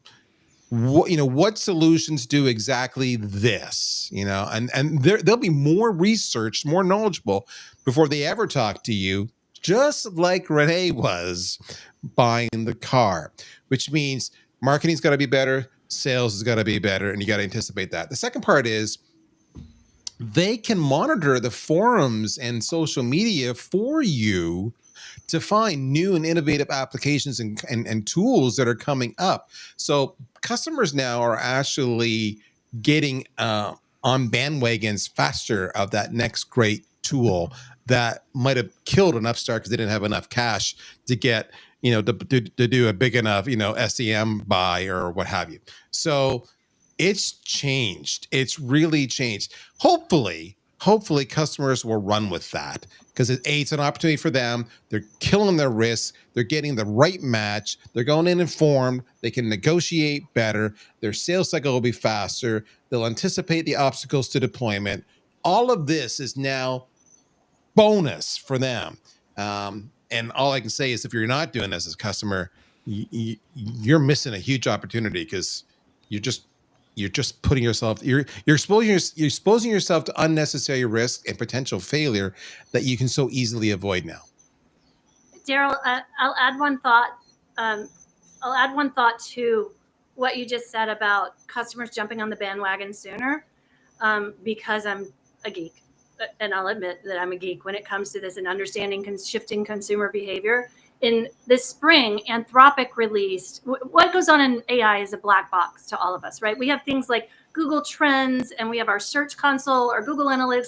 We have a lot of tools in the traditional web version of the past 2 decades where we could get some ideas and some leading indicators for things and kind of build some customer journeys around. What goes on in AI is a black box because it's all private information that isn't generated out. Anthropic has created an anonymized data collection system called Clio, and they have started releasing some data out of how people use AI. And they did one on the workplace, how people are using AI on the workplace. And I looked at it and said, whoa, I work with B2B. I see buying behavior. I see customer journey behavior in this data, right? So I'm not really worried about like what job was doing the skill. I want to know what these skills are. So they released like 500,000 tasks that people were using AI for. And I did a research project on it and found that the number one, I mapped it to the buying stages, right? And the number one stage wasn't down the funnel with like solution awareness, right? And it wasn't in consideration, and it wasn't in negotiation, any of those. It was up in problem awareness. It is helping customers figure out what their problems really are. And if that is a boon for all of us, if AI is helping customers understand their problems better, are you going to use it to help you figure out what your problem is and then go, okay, no thanks, I'll go find a solution on my own? No, you're going to keep going, right? So if it starts really early, it could speed up the velocity of sales cycles fantastically, right? Like it really has a lot of that potential. And if we think about the fact that our customers are getting better educated on their problem awareness, like I don't have a label for this. Before, to search, I had to know what I was looking for to get to it. Now it will help me figure out what I'm looking for, right? So I say that to say that that is another trend that we can be looking for in this consumer shifting behavior. They've already have a better understanding of their problems.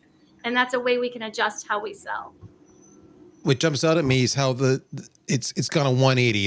In sales, we used to say, "Hi, Sally. My name's Daryl. I'm with company ABC." People who invest in us are typically these type of individuals in this industry with these pain points. Is that something that resonates with you? And they would say, well, yes, it does. We have the same problem, and starts the journey. Whereas now it's a flip. It's the prospect saying, they're reaching out to the rep and saying, maybe way down in the funnel. And then they're saying, I'm in this industry. These are my issues. I know I'm not alone. I know that the following solutions work for me based on the following criteria, A, B, C, D, E, F, G, like very specific, not broad. And I just need to confirm a few things with you and how can we move forward? Like, it's a 180 now. Liz, you talk about this a lot, about matching to where your customer is and not taking them backwards, right? You probably have some thoughts about that. Yeah, well, so it's interesting because Gartner's been saying for a long time that your customer is 70% of the way down their sales process when they interact with you. And I don't think that was 100% true before. I think that Agreed. They, depending upon where you reach them in their buying decision, their buying process, they're that far down. But if they have done all of the research, come to your website and filled out a form that says, I'm ready for a conversation, they're probably 70% of the way down their sales process.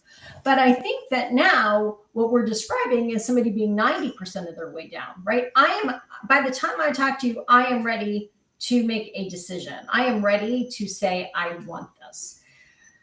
The problem is going to come now where if they believe AI 100% and the AI hasn't given them accurate information, we are now going to have to convince them that the AI information they have is not accurate.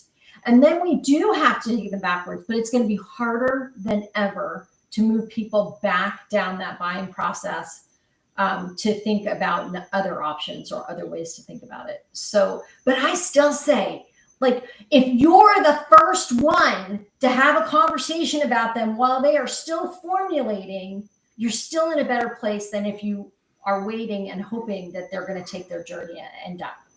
Liz, can I just add on to what you just said?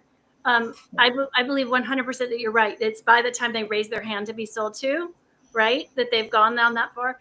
I regularly see when I get into a customer's database that somebody that they think is a new lead has been in their CRM for 18 months, maybe 2 years. They've been circling around educating themselves, and we've done some sort of lead scoring. They haven't tipped over based on this fuzzy intent data, right? Everything else. So this is where marketing is. I think the whole theme of everything I'm saying is marketing and sales are getting tighter and tighter as the consumer gets more information, right? You the ability to not be aligned in marketing and sales is just melting in front of us. We've seen it's been a problem for the past 2 decades, but it's going to become way bigger.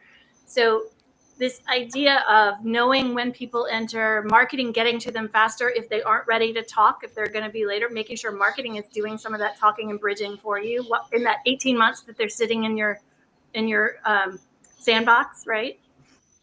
Yeah. So now our articles, our interactions, our spec sheets, all of that stuff that's out there is going to have to do a better job of predicting what questions they're going to be asking as they're going through this journey with AI. So, Mike, did you have something? Oh, go ahead. Funny story, and I'll keep this short, but again, how things have changed for the customer.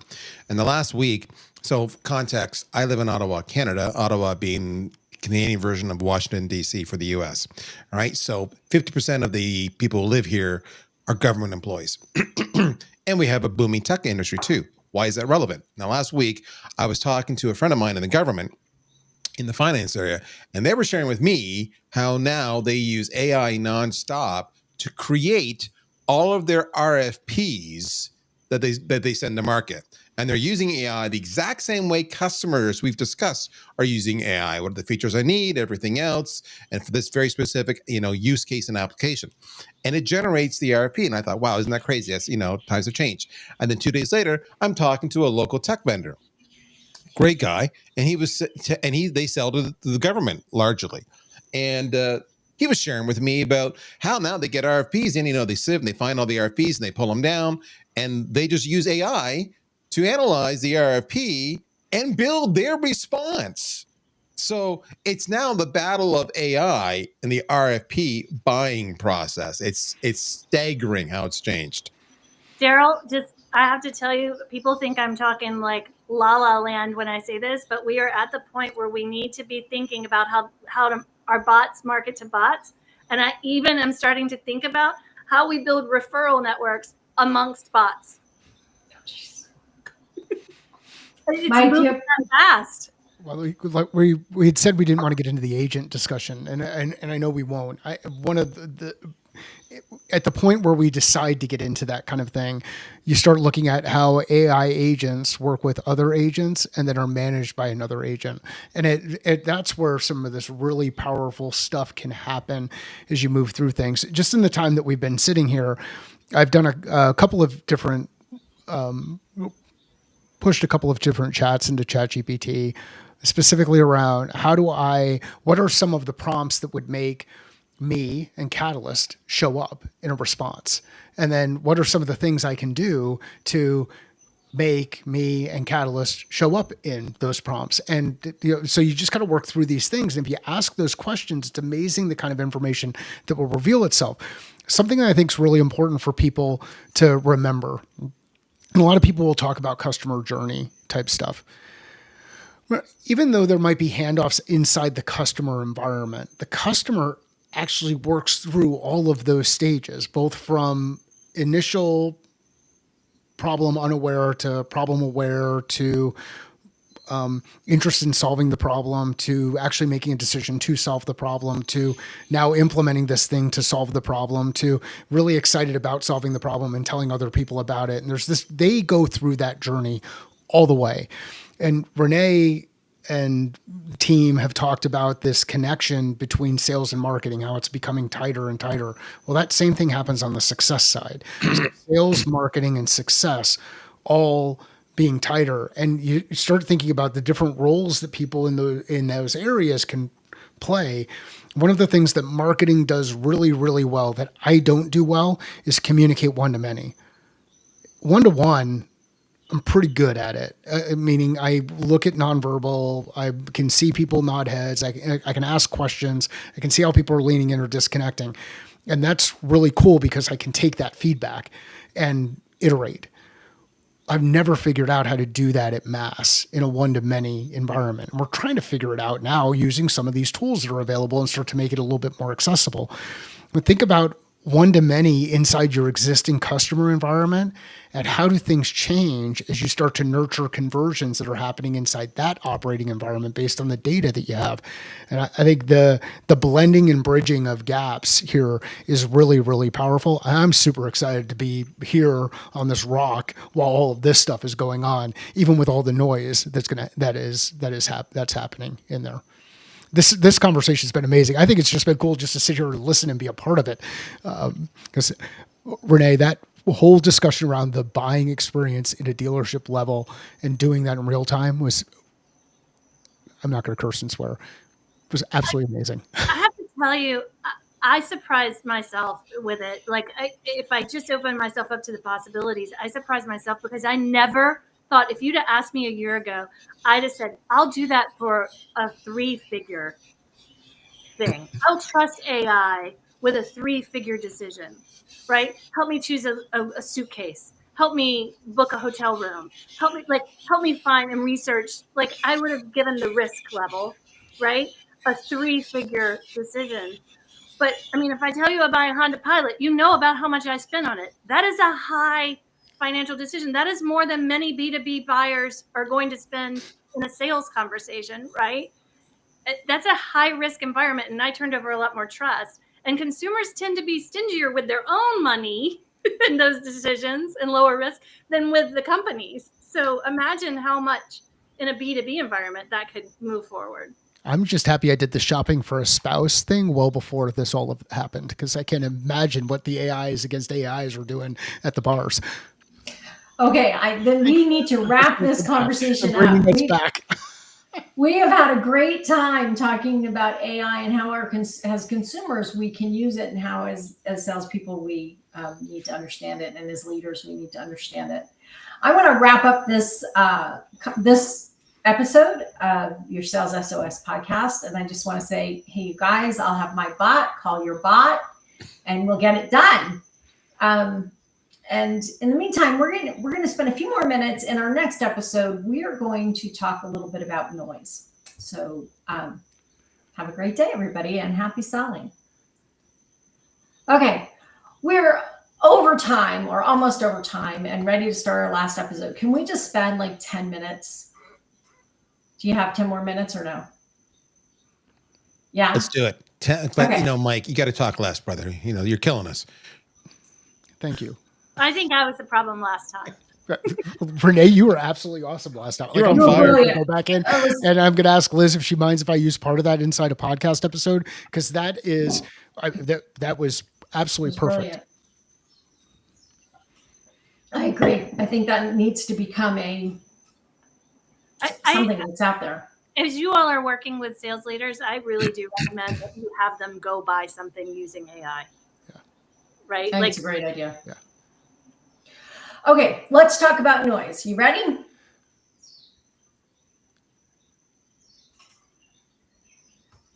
Welcome to the Sales SOS podcast. I'm Liz Hyman, your host, and I'm here with your Sales SOS podcast crew, Renee Bigelow, Daryl Prell, and Mike Simmons. And today we're talking about AI. And in the last 3 episodes, we talked about how salespeople can use it, how sales leaders can use it, and how consumers are using AI in their buying process. But one of the things that we are all really aware of is the amount of noise that AI can create. And I will give you an example. I keep saying I get 4,000 emails a month, but I realized I get 4,000 emails a month in my newsletter folder. That also includes people who are sending me emails that I didn't ask them to send them to me. I also have a junk folder. And I haven't counted how many emails come up in that junk folder. And I have the folder that is the stuff that I actually, there are people that I'm actually interacting with. They already know me. I already know them. So I don't know how many thousands of emails a month that is, but when we're talking about noise, that's the starting place, right? I have to get through all of that before I can start thinking about other things. I want to share another way that I think that AI creates a tremendous amount of noise. And for me, and I know this is going to sound funny, but because I'm an introvert, and if you know anything about introverts versus extroverts, introverts solve problems internally. They may gather information, but they solve it internally and then they put it out there and they may get input. Extroverts tend to go out into the world and gather information, sort it around, and then whatever they're doing comes out of all of that sorting of all of this data. So for me, I go to AI and I say, hey, will you help me solve this problem? And we go through however many iterations. I must have had 75 versions of my bio when I had to stop and walk away and start again because it was just too much noise. How do I deal with all of the things that I'm getting from the AI that I'm asking for, let alone the other noise that's out in the universe? And you guys may have other thoughts about AI and noise and how it creates noise and how we can get through all of that noise. Like an AI tool, I use a toolbox called Sane Later, which actually sorts through my email and figures out what's not critical and puts it in the Sane Later folder, which is kind of my newsletters folder. So, and junk mail also does that, right? So the second thing is, are there tools that we can use? And this is going to be a pretty short podcast, but I think I've set you up. Who wants to start? Mike, I think this was something you really wanted to dive into. So why don't we start with you? So how do you eliminate noise?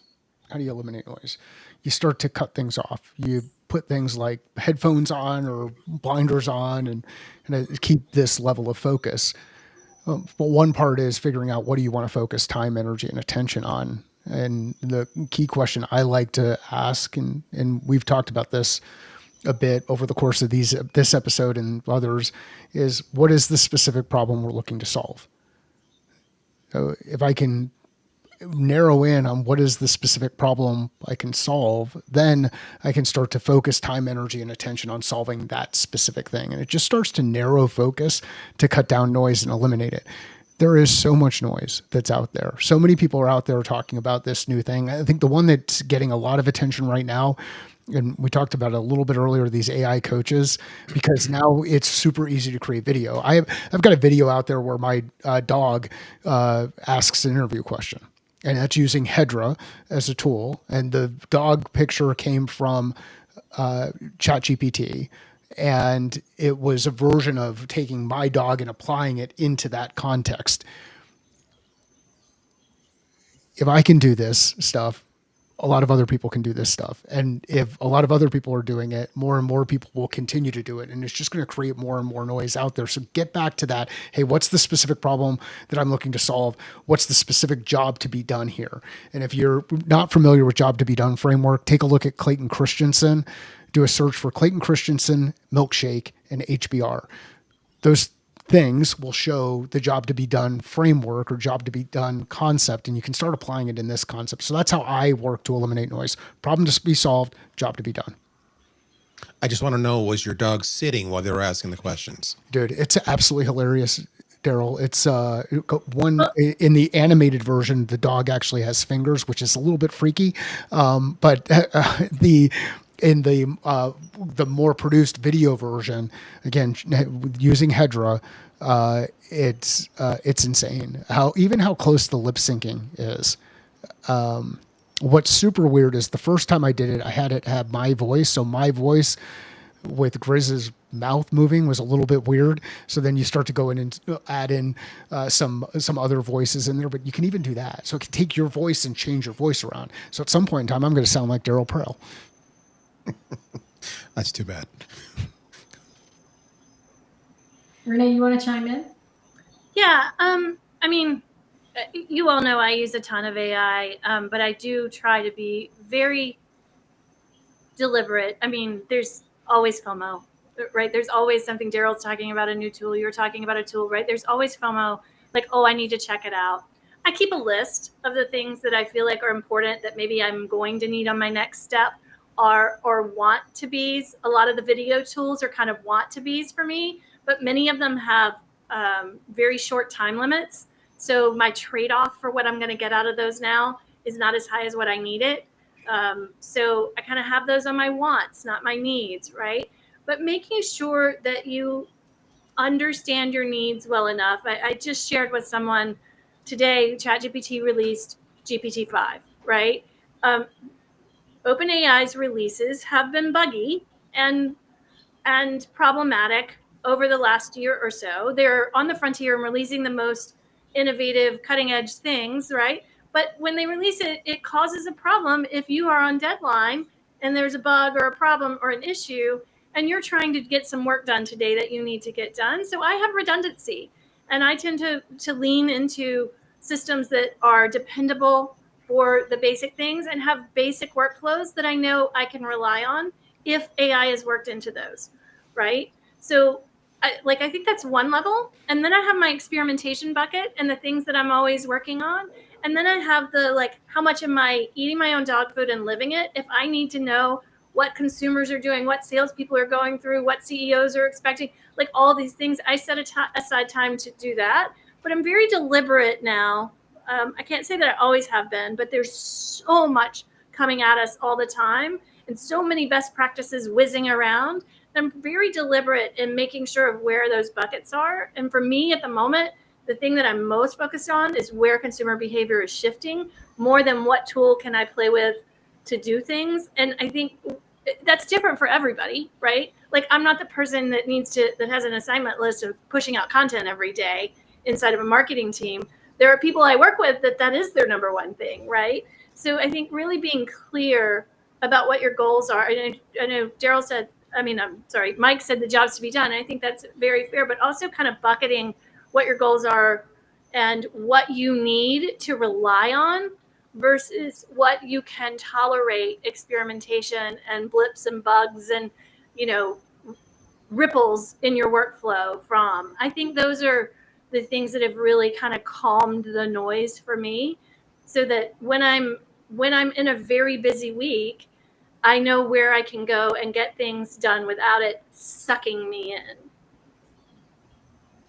So I'm gonna give you an example of thinking that AI is going to solve your problem, and then you spend a lot of time and it doesn't work the way you thought. So I needed a spreadsheet. And my initial thought was, this is going to take me forever. I have a list of companies. There were 40 companies, and I wanted to know certain things about them: how big they were, how much, how many employees, how much revenue, what product did they sell, what year were they established. I don't remember what the other piece was. And I was like, this should be easy. This is something ChatGPT should be able to do. 2.5 hours later, my message to ChatGPT was, I don't understand. I've asked you to do this, and you continue to give me spreadsheets that are only halfway filled out or have fictitious information. And you keep asking me if I would like you to replace the fictitious information. And I keep saying yes.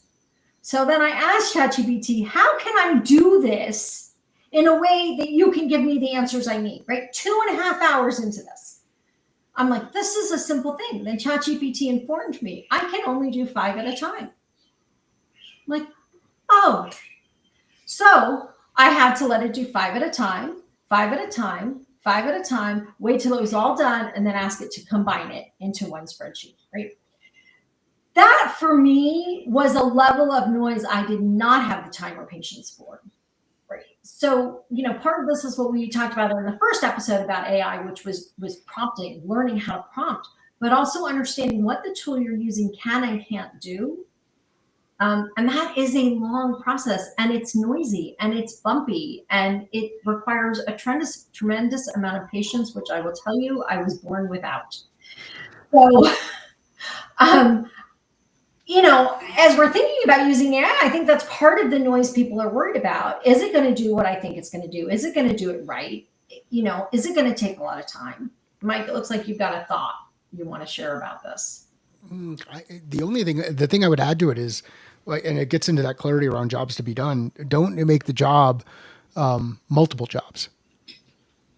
Do a job, just one job.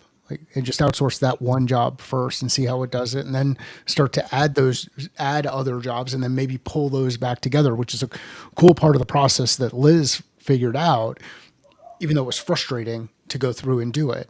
And then this is where even asking those questions, like, what are the limitations that I'm not seeing?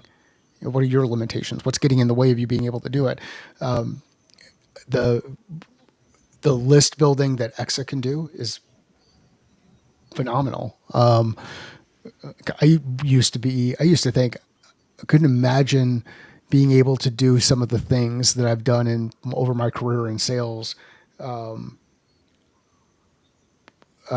today with the access that we have to information via LinkedIn. Like, had I had that earlier on, wow. But then the other one is now this stuff, and it's like, wow. So I look at it and I think, how can we help the sales professionals of today and tomorrow do those things?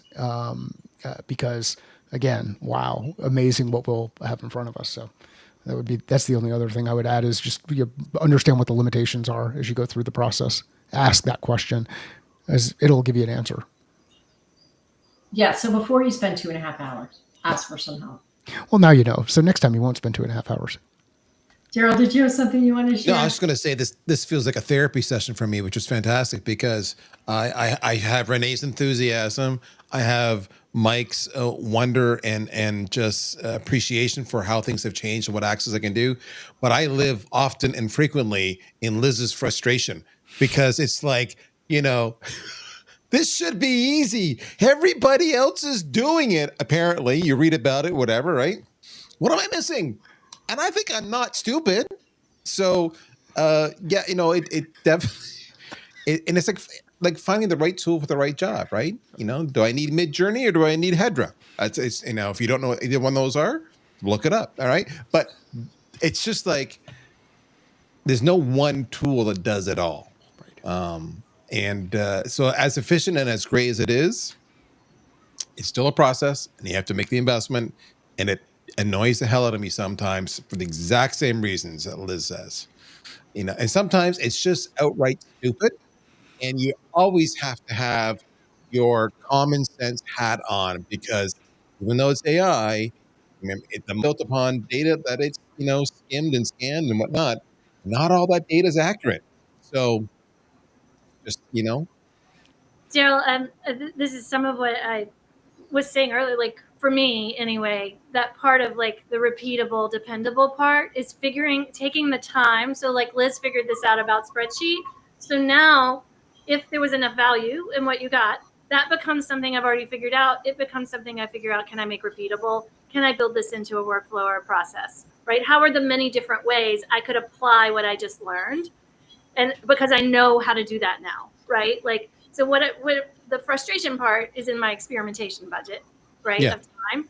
And then once I find things that work, it moves into my repeatable, dependable, reliable budget of time that I spend with it. And, I have to be prepared and understanding that these are frontier companies that are going to change things and break things, and I have to relearn. So I pay attention to when things are coming, and I either make sure I don't need to depend on it during that time, or that I have something that, I take the time to learn what they've changed so that I can get my dependable, repeatable thing back. There is a trade-off, right? If I had to base all of it solely on efficiency, I wouldn't be doing anything I'm doing right now. But if I want to think about better, I can promise you that I'm doing a lot of things better than I was able to do without it. Agreed. Totally agree. One of the most frustrating things that I've run into with some of the GPTs that I've created, and it's not as much now, but it went through a period where this was happening, is it would return a result that was completely different than what I had expected it to. And I would have to reprompt and say, or put a prompt back in, or actually more of a command, follow the original instructions. And then it would go ahead and go right back. It would forget all the crap that it did and go back and do the thing the right way, or the way that I had wanted it. Now we're at the point, and that would have been like 3.5. Now we're at the point where it's not doing that stuff again, and it's adding to, it's additive. So get out there and just test, and you can't break it. Like, there really isn't anything that you're going to do that's wrong, or test with something super simple. Like, let's say your favorite recipe is X, whatever it is. Just put in and see what it would come up with for a recipe. What's the best recipe for this other thing? And then kind of play around and test with it and see what you can do with it, what you can mold based on the experiment you run, because it's all just one giant experiment. I want to add one more thought before we wrap up and see if you guys have any comments about this. But I think the other place that is really noisy right now, and you may not be as aware of it as I am in the role that I play, but there are so many new tools. So two things are happening. One is everyone is adding AI to their SaaS, and that is because that's what the market is driving. I can tell you that last year when I was at SaaStr, Jeremy said, if your SaaS tool does not have AI, no one will invest in it. Right? It's the same as not having an integration in 2018. Yeah. Thank you. Yeah. So it must have AI. But at the same time, as a sales consultant, I am getting a lot of outreach from people who are creating AI sales tools, and they want me to give them an opinion. And there are so many. I can't fathom how all of these people who are producing AI tools just for sales, let alone all of the other things they create them for, how the market can possibly absorb it, and how we as consumers can figure out what it is that we should be buying or using or investing in learning. And I think that is another part of the noise that we really need to think about. Mike, you got something for me? My perspective on this is identify the problem you want to solve, identify the job to be done. And if you do those things and stay focused on it, make it as simple as possible, the path will start to reveal itself, because there are so many things that you can do. And there are so many things that these tools can do. And there are so many things that they'll present themselves as doing. Test them, like put it through the process. See, to Renee's point, see if it's repeatable. The thing is repeatable. If you can't repeat it, It's like way back when everybody wasn't everybody discovered cold, had been able to replicate cold fusion way back when, and then you couldn't do it in a lab environment. And then people said, okay, maybe that's not really a thing that we're able to do at this point in time. Like go in, apply the scientific method. Just do that. And if you don't know what the scientific method is, go into a chat and ask what the scientific method is, and then do that. And you'll be shocked at what you find there, because there's a lot of noise and it's super easy to create new noise. I wonder how much of this extra investment in these AI tools is just this giant money flow into something that's going to create a very interesting bubble, because everybody's got it, but nobody knows what to do with it. I wonder.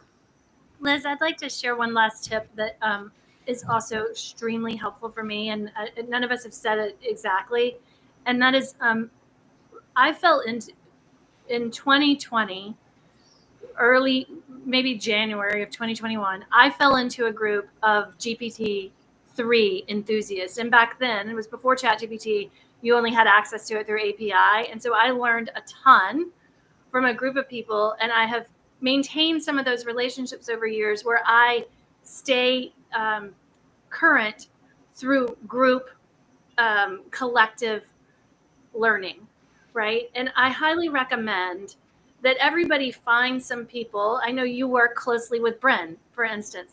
Everybody find some people that you feel comfortable with, because you're going to admit what you don't know. You're going to admit your mistakes. You need to trust that whatever they're recommending is worth your time. Build up a small group of people that you can learn collectively with. It doesn't have to be in your organization. It doesn't have to be in your role. Nobody in mine does exactly what I do. That helps us bring different points of view right in, and talk about it and make it like we all have priorities, that we attend networking things or attend conferences or whatever for our continuing education. I think finding a group of people that you can commit to this continuing education with AI and figure out best practices that people are finding, what is repeatable, what's working, what tools to use, whatever, with people you trust, cannot be said enough. So I want to just add with finish up with one last thought, unless anybody else has something they really want to share. But that is, in our last episode, we were talking about bots talking to each other. And I want to wrap up with, what happens when your bots or your tools disagree. So I use ChatGPT and Claude and a couple of other things. And I also use Grammarly. And my Grammarly and my ChatGPT do not get along. Have you guys tried that? Because Grammarly does not like the way I don't go anywhere without my Grammarly. Right? Yeah. So I think we're going to find a lot more of this as we incorporate more and more tools. The AI is not necessarily going to all say the same thing. And so we'll need to see where the AI leads us. My new testing is I actually orchestrate multiple AI models together on projects, because they do say completely different things and they do excel at different things. Yeah. Well, thanks for spending some time with us today in these last 4 episodes, talking about AI and how we can use it to improve our sales experience, our sales efforts, and our sales outcomes. I hope you'll join us here again next week if you've joined us live on LinkedIn Live, or listen to our next set of podcasts. Thanks to the crew, Mike and Renee and Daryl, for being here with me today. And you guys all have a great day and happy selling. All right, gang. And I cannot find the right button.